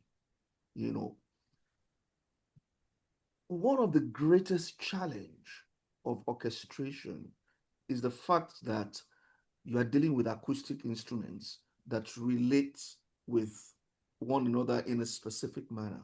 There's a challenge. We know how the trumpet behaves. We know how the flute behaves. But Baba Aina had a greater challenge. Like I think it was somebody said it earlier on today. He wouldn't have a balance within his orchestra. He might have a lot of flutes. He might have a lot of strings, but he would orchestrate in such a way that the orchestration becomes effective. This is what we're trying to teach in the classroom, which is very difficult. Did Baba learn this in any of the classrooms? How did he manage to do these things? How did he manage to get, and we just want to say he's a genius, his dad is this, but I think there was something else. It must have been a great gift from God. And again, I would say he was proof that artistic greatness is ultimately determined not by institutional pedigree, but by imagination, discipline, and vision. His career challenged conventional assumptions about formal music training. There's no doubt about that. He was a musician whose self-directed journey culminated in uncommon artistic authority. You see, I would like to emphasize the God factor in this, because we have a lot of self-trained musicians out there. We have a lot of autodidact musicians out there who want to jump at the fact that Baba Aina was autodidact. Look, he was a different akondeño, different ballgame, an enigma that none of us in this room can explain, can understand. It was just God's gift to humanity, God's gift to mankind. I hope we're going to have another session where we can go into the practicality of his musicianship. Now, a lot of us, we can blow grammar. We can now start unraveling and understanding what he did. He just did those things, but we need to unravel them, understand them theoretically, and like the feeling is in this room, there's the need to document this. The ultimate thanks to God Almighty for the great gift of Baba Aina, who not only revolutionized the music of Apostolic Faith, but impacted others. I never met Baba Aina all the times I was studying him. I met him for the first time in 2018 when we celebrated his 80th birthday at Mountaintop University. That was the first time I met him one-on-one. And to meet this very humble man, it's just God. Thank you very much. Thank you so much, Dr. Oluranti. Yes, definitely. I know people have questions for you, perhaps, yeah. So quickly, in 3 to 4 minutes, I think let's quickly revisit the idea of education. So, Reverend Lana, so can you, is there any way you can help us unpack that so we can have, then we'll open the floor to our friends and colleagues who have been waiting to engage with us. Okay, very briefly, the Apostolic Faith Church in my time, when I was growing up, had a very detailed educational system. We had rudiments of music classes everywhere. All our churches had it with good teachers. So we were taught the elementary theory of music before we started our instruments, or maybe before you started your instruments. So we all had that foundation. And then, of course, we did the voice test and all that. So we were grounded in musical theory extensively. I mean, my teacher was Professor Adeola, who studied music in the United States. He had a PhD in agronomy, but he took courses like Femi at Adeola University. So I had a very good teacher. My dad was the same thing. He took over Rivers music, PhD in agriculture, but then he studied music theoretically. So we had these people who taught me the foundation of music theory. But when I got to the orchestra in Lagos, this is where Brother John came in. This is how he taught us. He knew what he was doing. He would spot the talents, people he felt could develop, because everybody's gifted differently. We all had the basic theory, but not everybody's going to take it further. We all go to high school. Not everybody's going to be a PhD in mathematics. Some will use that mathematics to go into computer science or something. Well, he spotted some of us like me, and when we wanted to present a piece like Hallelujah for Mount Olives by Beethoven, and in the original score, there's no clarinet score, maybe. Brother John would come to me and say, Lana, he'd give me the full score, and tell him to bring out the clarinet score from it. So I had to figure out when the woodwinds came in, how they came in, and then he would tell me again, the second violins are not so strong. Because you see, that's what Dr. Oluranti said. He knew which parts of the orchestra were not that strong. So say, Lana, I need the clarinets to support the second violins. So I'll take out that clarinet score from the full orchestral score and try to support the second violins while at the same time remaining true to the woodwind section. And I didn't just copy from the flute. I couldn't just play the same thing the flute or the oboe was playing. It had to be different. So I take the second violin score, put it in there. And through that process, I learned how to transcribe music onto the staff very quickly. How did that translate to audio, to auditory transcribing? Well, E flat, I'll give the piece that I did. Do, mi, do, mi, do, mi, so, mi, do. I know that the first note, do, is on E flat. Because of my experience in transcribing music for the clarinet from the scores, I could easily know where the next notes were. All I needed to know was the rhythm. I didn't have the rhythm in my head, so I knew what the measure of the notes were. For the bass part, I knew that too. I knew what the first note was. I knew what the intervals were, because Brother John had trained me by telling me to get out parts for the clarinet, which is what he did for anybody that had talent. Everybody could not do it in the orchestra. If I had to do it for different instruments at the time, because we didn't have so many people that could do it at that time. Like Brother Tony said, now we have a lot of young people who can do it and they use the computer, you see. But we had that training in the church. I did not have any musical training out of the church. If I went out to primary school and I tried to teach us music in my school at University of Ife, I refused to do it because they didn't let me play drums. I wanted to play drums and we only had one drum set. And I didn't like the other instruments. So it was in the church, that I learned all my music until I started taking private lessons with Adekunle of Muzon. See, Adekunle of Muzon, the first principal of Muzon School of Music, he gave me extensive lessons on music composition, appreciation of music, and stuff. I did that later on before I traveled because I wanted more than what I got to my church, you see. I knew there was a limit to what I was getting in the church because we focused on classical music from the classical era.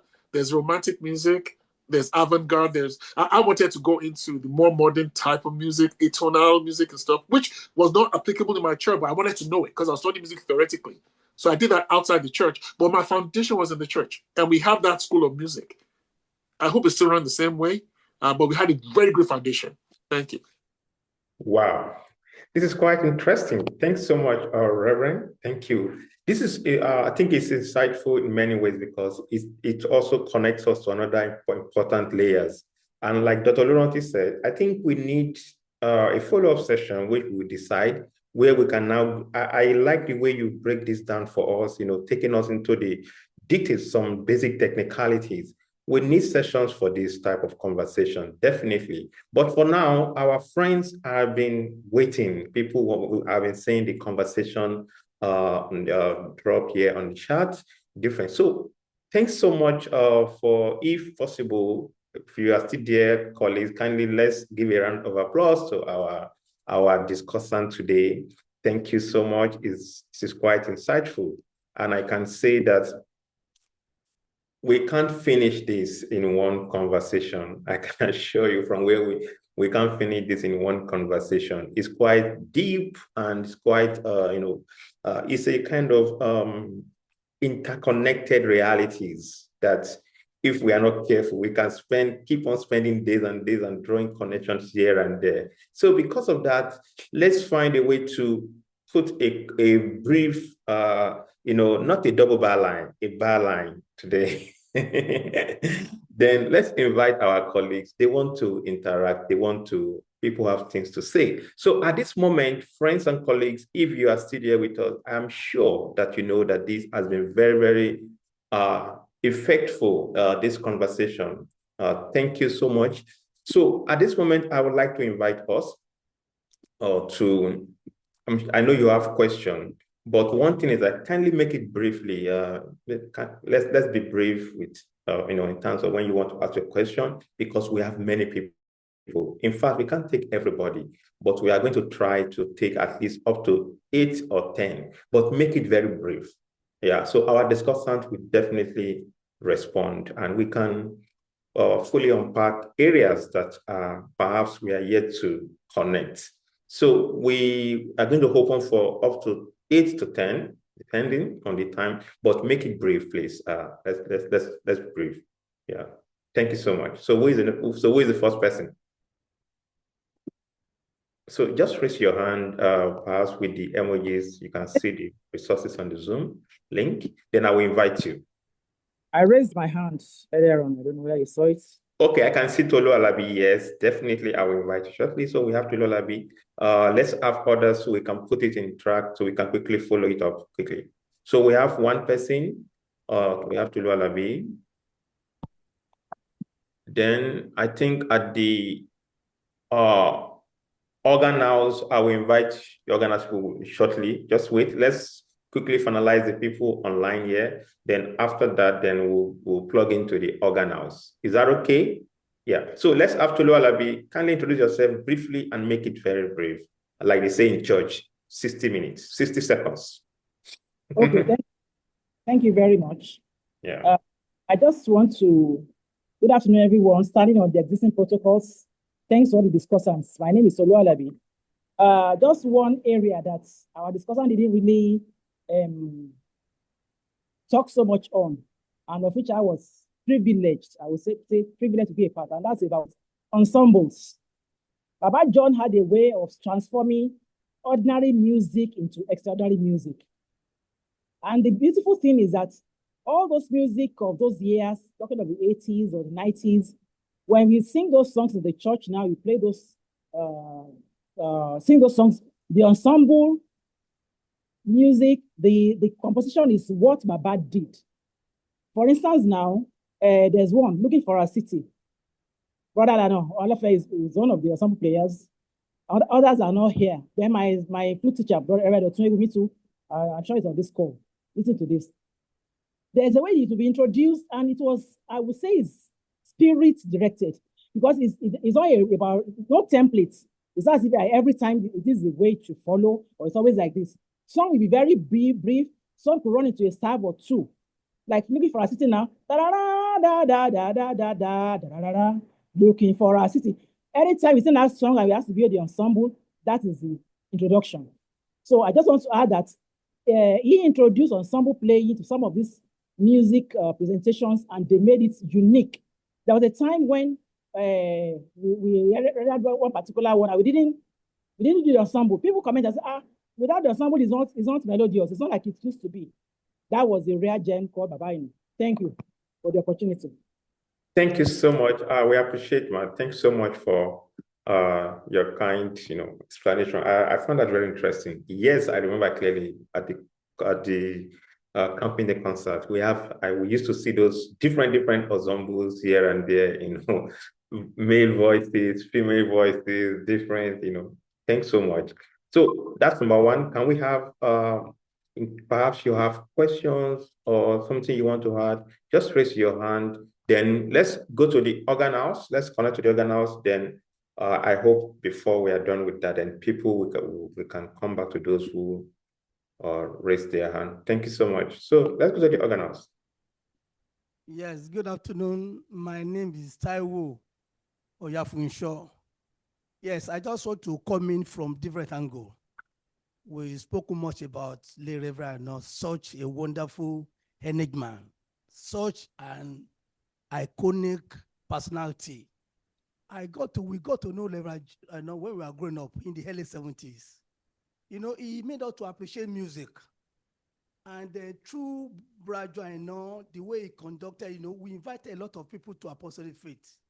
So we lost a great gem. We've lost an era, a great era in music has just come to an end. I want us to really do something to keep the memory of Reverend Joanna alive. Reverend Joanna is a great asset to Africa, not to Apostolic Faith alone. He impacted lives beyond Apostolic Faith. This is an asset. We are here today celebrating him. Please, let's do more than that. Let us document his works. Let's have structures to keep his memory alive. Brother John, I know belong to everybody. He impacted so much people through music. Understand? We have a lot of friends that when people hear about his music, the way he conducted then, people fell in love with music. The same thing to us today. When we heard about his death, it was a rude shock on me. So please, let's do something about this man. We have to put some structures in place to keep his memory alive. Yes, a great man is gone. A chapter in African music has come to an end, but we can still keep it alive by doing a lot to keep his memory alive. Thank you so much. Wow. Thank you so much. Thanks for your comment and your kind contribution. Definitely, in terms of documentation, as you can see, that space you have, that's the organhouse for those who have not seen it. Of course, you need to be there in person also sometimes. That's the digital room where we do most of the documentation process. There's a lot going on there. Yeah, but this is well taken, and of course, we have plans for all these. Then we'll definitely let our community know about this, and also in collaboration with the people we are having today, our discussion today, and those who have that who belong to that conversation. It will happen shortly. Thank you so much. So we have online. Let's come back to online. How many people do we have?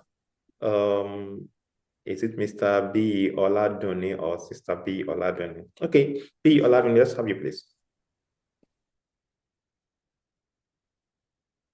Kindly unmute yourself. I saw B. Oladele.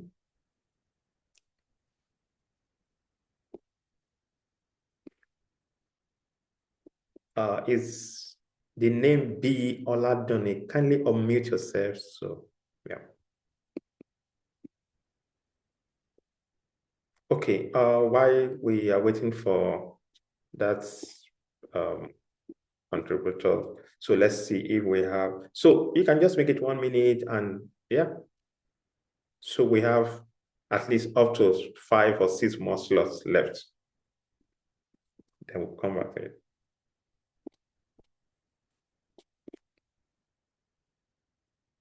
Okay, yes, let's have you, please, B. Oladele. Oh, thank you. Kindly unmute yourself, sir. Okay. Can you hear me now? Yes, I can hear you. Thank you so much. Oh, sorry. This place the service is not that great.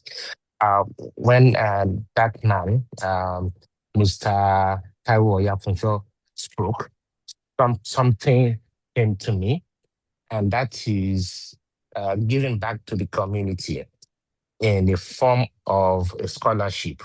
Because the person said you have to find a way to immortalize him, find a way to make his work known.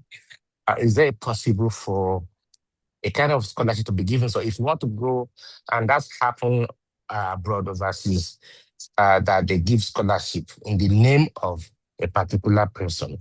Say, okay, if you want to go and study organ playing in the university, that's Reverend John Aina scholarship for you.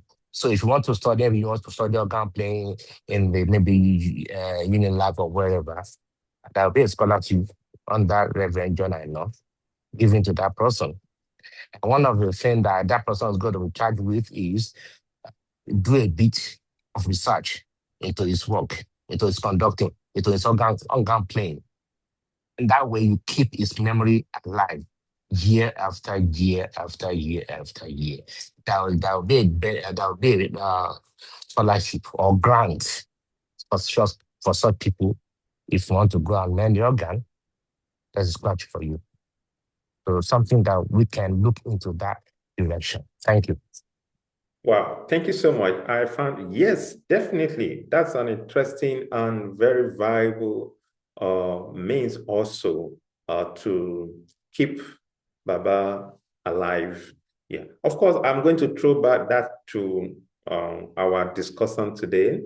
I'm sure I know it's possible. So I will put it on the tables of, Dr. Femi Adeola, Reverend Lana, Prince Ademuyiwa, and the likes of Dr. Oluranti. So yeah, so these are the kind of things that are possible. This is possible, definitely. And I can tell you, the place where Mr. Taiwo spoke from, that's called Organ House. That's the e-music library. The building before that one is an organ, is the real organ house. In that organ house, I can say to you that we have more than 5 organs. I'm not talking about organ in terms of paper. Some of the state-of-the-art organ, right from virtual organ, a virtual pipe organ, the new model now. Then we're talking about different models of organ. At least, I'm not sure of the figure, but it's more than 5 now. The last time I have figure was, let's say in February, and new organ has been supplied, particularly the what we call the digital pipe or virtual pipe organ. So what I'm saying is that in that place alone is the hub of organ music now. Let's say in West Africa, Central Africa, East Africa, North Africa. In fact, I can see on the continent, because I know apart from West Africa, South Africa is also used to be the leading, but in terms of digital innovation, Nigeria tends to be at the forefront now in terms of experimentation in digital technology. So that is what defines organ house. So if this is possible, then organ house, I think, yeah, the facility is there to keep such memory alive. So that's I just want to put that. But of course, we still need to put the material, the advice, the suggestion to the right place. Thank you so much, by the way, Mr. B. Oladele. Thank you so much. So can we move on? Do we have other contributors? Perhaps suggestion, question, follow-ups? We have many people, so you are welcome to raise your hand or just grab the mic and say something. Do we still have people from the organ house? Let's see from the organ house.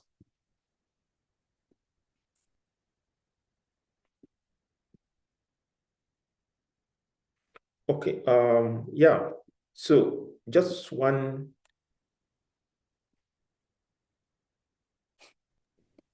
Okay, so can we have more from the organ house? Okay, yes, let's go from the organ house. Yeah, so is that Susan? I will get to you shortly. So let's go to the organ house and we'll come back to Susan. Thank you. Good afternoon. Yes, my name is Kehinde Oyafunsho. Yes, my twin brother had just made some contribution, and I feel that I too should be able to make some contribution because the personality of late Baba John was so massive. It was huge. He's an asset, and we should appreciate who he is musically. According to what my twin brother said, we grew up under him to appreciate music, not just music, but to appreciate choir and, orchestra. The best that could be attained or watched or witnessed anywhere in the world. John, has given us the best in music. He has given us the best in choir and, orchestra. What are you going to give back to him? I, my twin brother, will be able to attend a lot of music concerts in and out of Nigeria, and we appreciate what music is.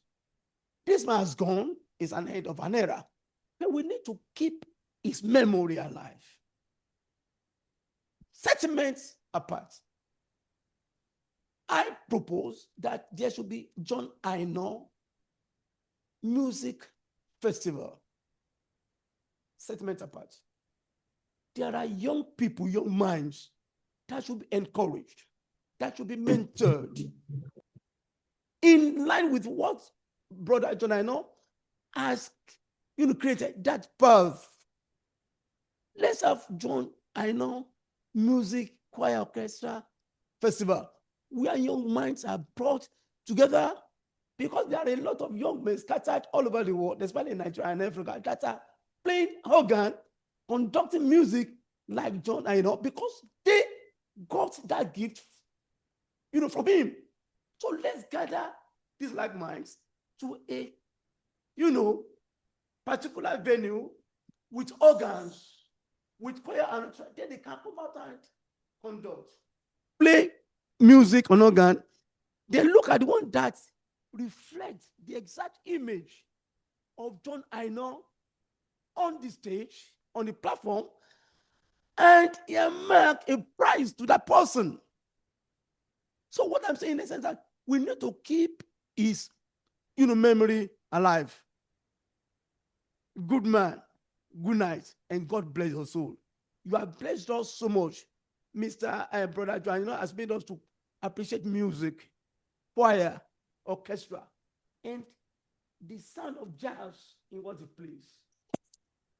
The track of soul music, combined together to make what real music is and be able to appreciate it. So that's my conviction. Thank you so much. God bless. Wow, thank you so much. Thank you. Yeah. So let's have definitely. I'm sure those who are going to take this into consideration are on this platform, and I think they will act on it, or perhaps So let's move to Susan. Kindly unmute yourself, and let's hear from you. Thank you. Hello, good afternoon, everyone. I'm so happy and honored to be on this meeting today. I want to speak about Daddy John. I know we call him fondly Baba John. I'll speak to him as a dad, not as a father, because as a dad, that is hand through love and involvement, and I could say that he's a dad to me. I have a biological father, but Baba John is a dad to me. I left him around 18 years of age. Eventually, I came to Lagos. And my brother, late CJ, worked with Baba John. And the way he took him as a son, he took me also as a daughter. Baba John is encouraging. Different things happen while I joined the choir and orchestra. And I know Josie is here on this call. When I first joined the choir, he just literally said, you and take the place of your sister that just left for London. You and start playing the orchestra. I was like, I don't even know how to play in the orchestra. I started learning, and Josie really helped me. She encouraged me. She would tell you, Shaya, go and practice your piece. Go and practice. Eh? And, as well as Baba John, his children, they are so much of, I would say, best friends. They made my coming to Lagos easy. So as much as we are also remembering Baba John, I want to also, give a shout out to Josie and Jerry for their wonderful friendship. To everybody, I would say. I'm speaking for myself now, but I'm sure that everybody knows them. And just like it's been said that there are lots of things we can do in memory of Baba John, especially that combination of his songs. I know the movers and shakers are here, Bra Lanos, Bra Tonis, you are all here. So I know you can make it happen. And we are looking up to you to make it happen for us. So hopefully, and God will help. So that is my own take on Baba John. It's a dad to me. And we know that it's in a better place. We miss him. We all miss him. And that's why we are here. And I pray that all the things that we want to achieve, with his, in memory of his name, that God will help us achieve it. In Jesus' name. Thank you so much. Amen. Thank you. Okay. Yes. So we at least let's take two to three more. Then we round off for today. Looking forward to another session. So thank you so much. While we are waiting for the next person, I just want to remind you, for those who were not around when we started this conversation, this is the Organ House Concert and Seminar Series. The series is a weekly seminar series that combines music, artistic exploration, musicological exploration, performance exploration, public-facing work, professional talk, and documentation like this. What we are having today is a form of documentation that we are going to make available for those who want to write about Baba John Aina, for instance.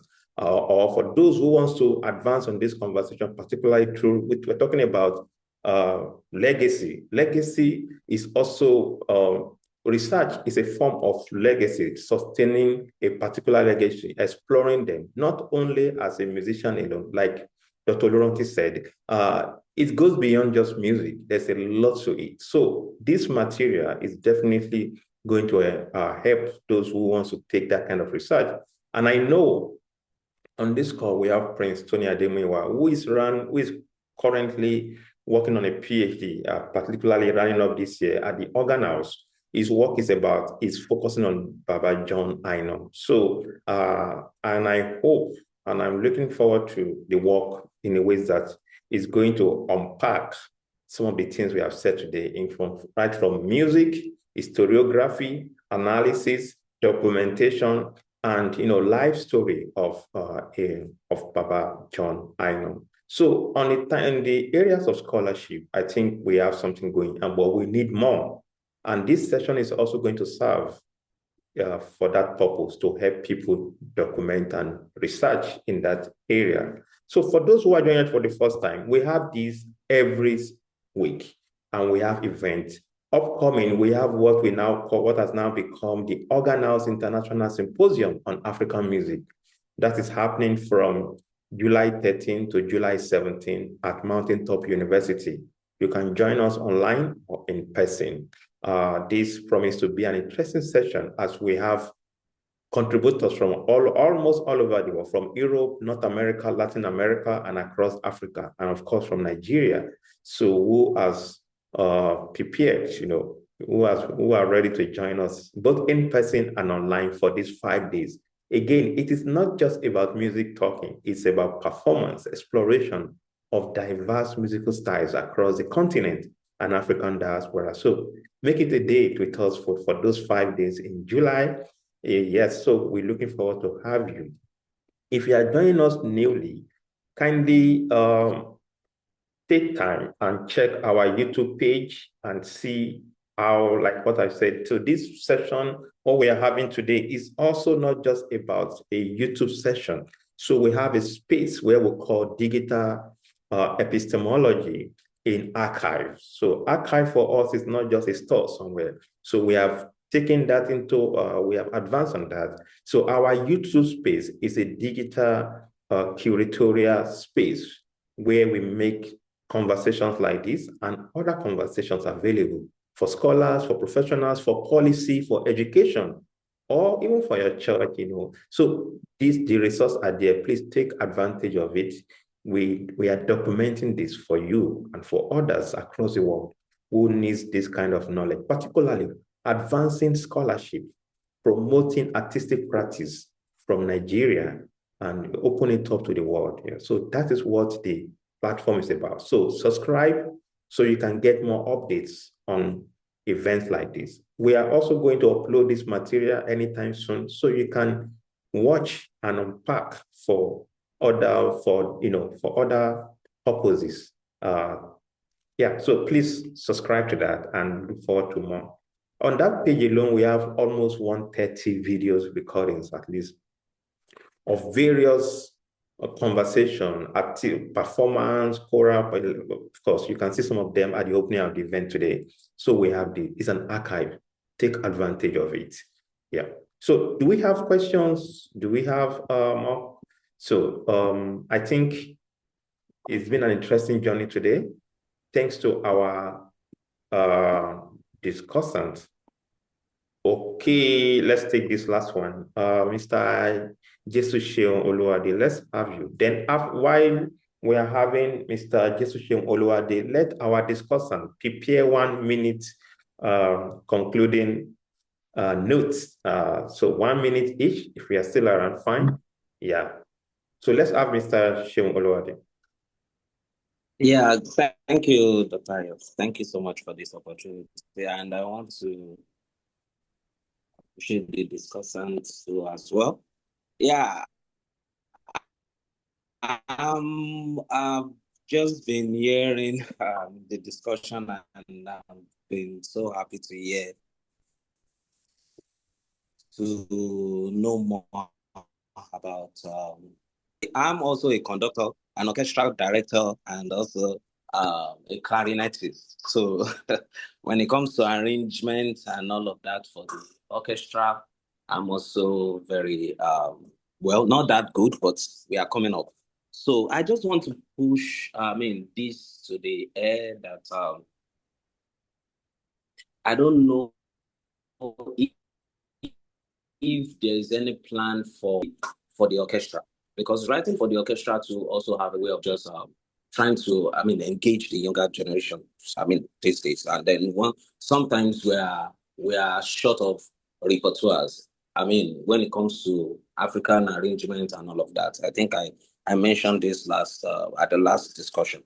So I don't know if there's going to be any documentation of his writing, majorly for orchestra, so that we can have some of it, and then we can start. We have orchestra. Well, I don't want to start making mouths in that regard, but I can say at least to a large extent we'll make.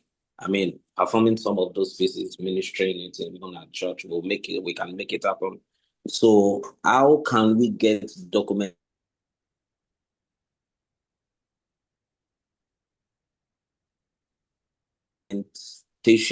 this, so that we can then start playing them? And of course, this will also be like a legacy that is ongoing from its own side as well. Wow. Okay. Yes, thank you so much. Definitely.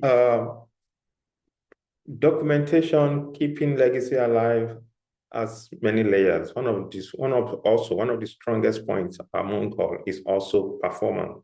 The more the work is performed, the more we get to engage the person. Yeah, so that's very important. Thanks so much, Mr. Sheung Oluwade. So, of course, I'm now going to direct your question to our discussants. So why they respond to your, of course, before taking it to them, at the Organ House, we have a publication series now called the Organ House Publication Series. Our opening of that series is a work of Sam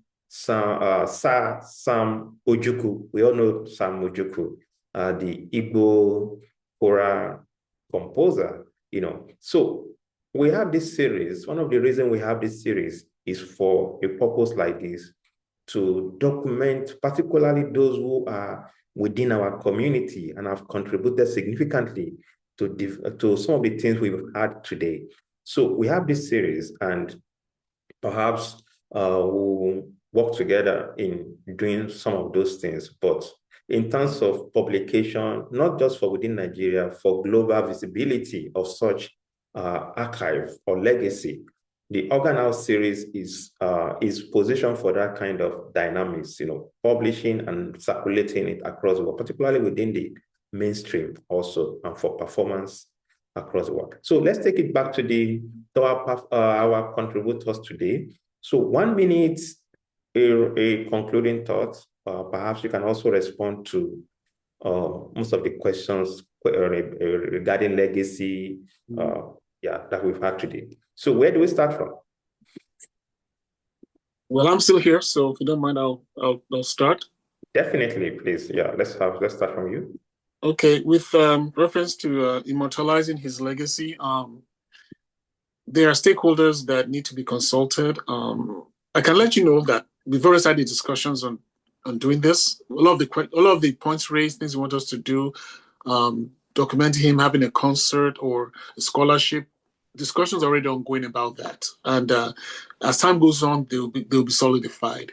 In terms of getting his music out for different orchestras to perform, well, there has been discussions about the copyright stakeholders involved, like Josie and Jerry, his children. They are the custodians of his legacy, the first ones we want to talk about.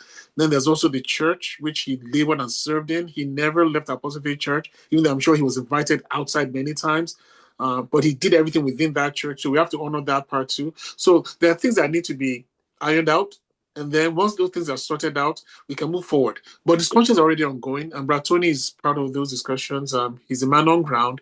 So God willing, those things will be sorted out, and we'll be able to give definite answers soon by God's grace. Now, the statement I want to conclude with about Brother John, I wrote it out. Before he even told me to talk, I had something I wanted to say. It's about his humility, because for all of his talent, without the humility that Brother John had, he would not have been able to do what he did for the rest of us. And he would have already stood out as an organist or a conductor on his own. But what people are saying, what people are talking about, his person has to do with his humility, because that's what allowed him to reach someone like me. He couldn't be my father. I mean, he's 28 years older than me or so. I mean, what am I saying? No, whatever. He could easily, 28 years older. I tried to calculate it. He could be my dad very easily. So I want to read this. Humility is the word I will use to underline everything he did as a musician. That's an organist, orchestral conductor, choir conductor, music minister of the Apostolic Faith Church, and even as an evangelist, because he was an evangelist with his music. His humility is what's shown through. So if you want to really have a legacy that we're going to have, may God help us musicians to also have that spirit of humility that will help us to be an extension to other people so we can help them to achieve greatness themselves. Thank you. Wow, thank you so much. Thank you so much. Yeah, so let's have the next person line. So who is the next? Prince Ademuyiwa and Dr. Oluranti, the mic is open, we can. Okay, let's have Prince Tony Ademuyiwa. Are you there, sir? Yes, sir. Yeah, so. Yeah, like we are celebrating Baba today. Is just for many things for us to learn about him that we can now pass on to others so that everybody will learn from this man. Any effort, Baba put everything within him, and like many people didn't even know that Baba was not a full-time worker in the church. He was a person on his own, but he has his own business, but you won't know. He can stay off his work for weeks on church work, on church assignment. That's why all of us today, we have to be able to pull out for God's work. Once it's going to benefit God's work, any music we are doing, it's not because of ourselves, but it's going to be helpful to some others. I want to encourage everybody that is celebrating Baba to learn the way Baba has put all his into the gospel, into the ministry to walk out. So I pray for myself that I will be able to do close to that, giving all for the sake of the gospel. And for those who are looking for documentation and all those, by the grace of God, we are on it, and soon as we will have everything purely documented, that we would know that this was John Aina. Thank you very much, sir. Thank you, sir. Thank you. Thanks for that. Yeah, so let's have, is Dr. Femi Adeola there? Yes, I'm back, my doctor. Yes, in the closing, what I would have added is what Tony has assured me that they've done, which I'm going to confirm. I know it's not telling lie. Then the second one is what I don't know whether it's Mr. B and one person said, we just have to do what we need to do, because that's my request to you, to Tony, and to Alofe. It must be immortalized. And the best way to do it, from our perspective, is to write that note, the books, compile them, orchestration, and the vocal, to make it available and become like the like of Ademuyiwa. It should be like that, because Baba John is as good as the Ademuyiwa of Africa. So to do that, if we can be now appreciating playing the work of Mozart, Beethoven, and And they are human beings like us. And we know, even without the benefit of academic something, just like one man said, he was an epitome of music. His music is past institution, is being inspired almost every day. It will be too bad. And heaven will not forgive us if we just allow the man to pass like that.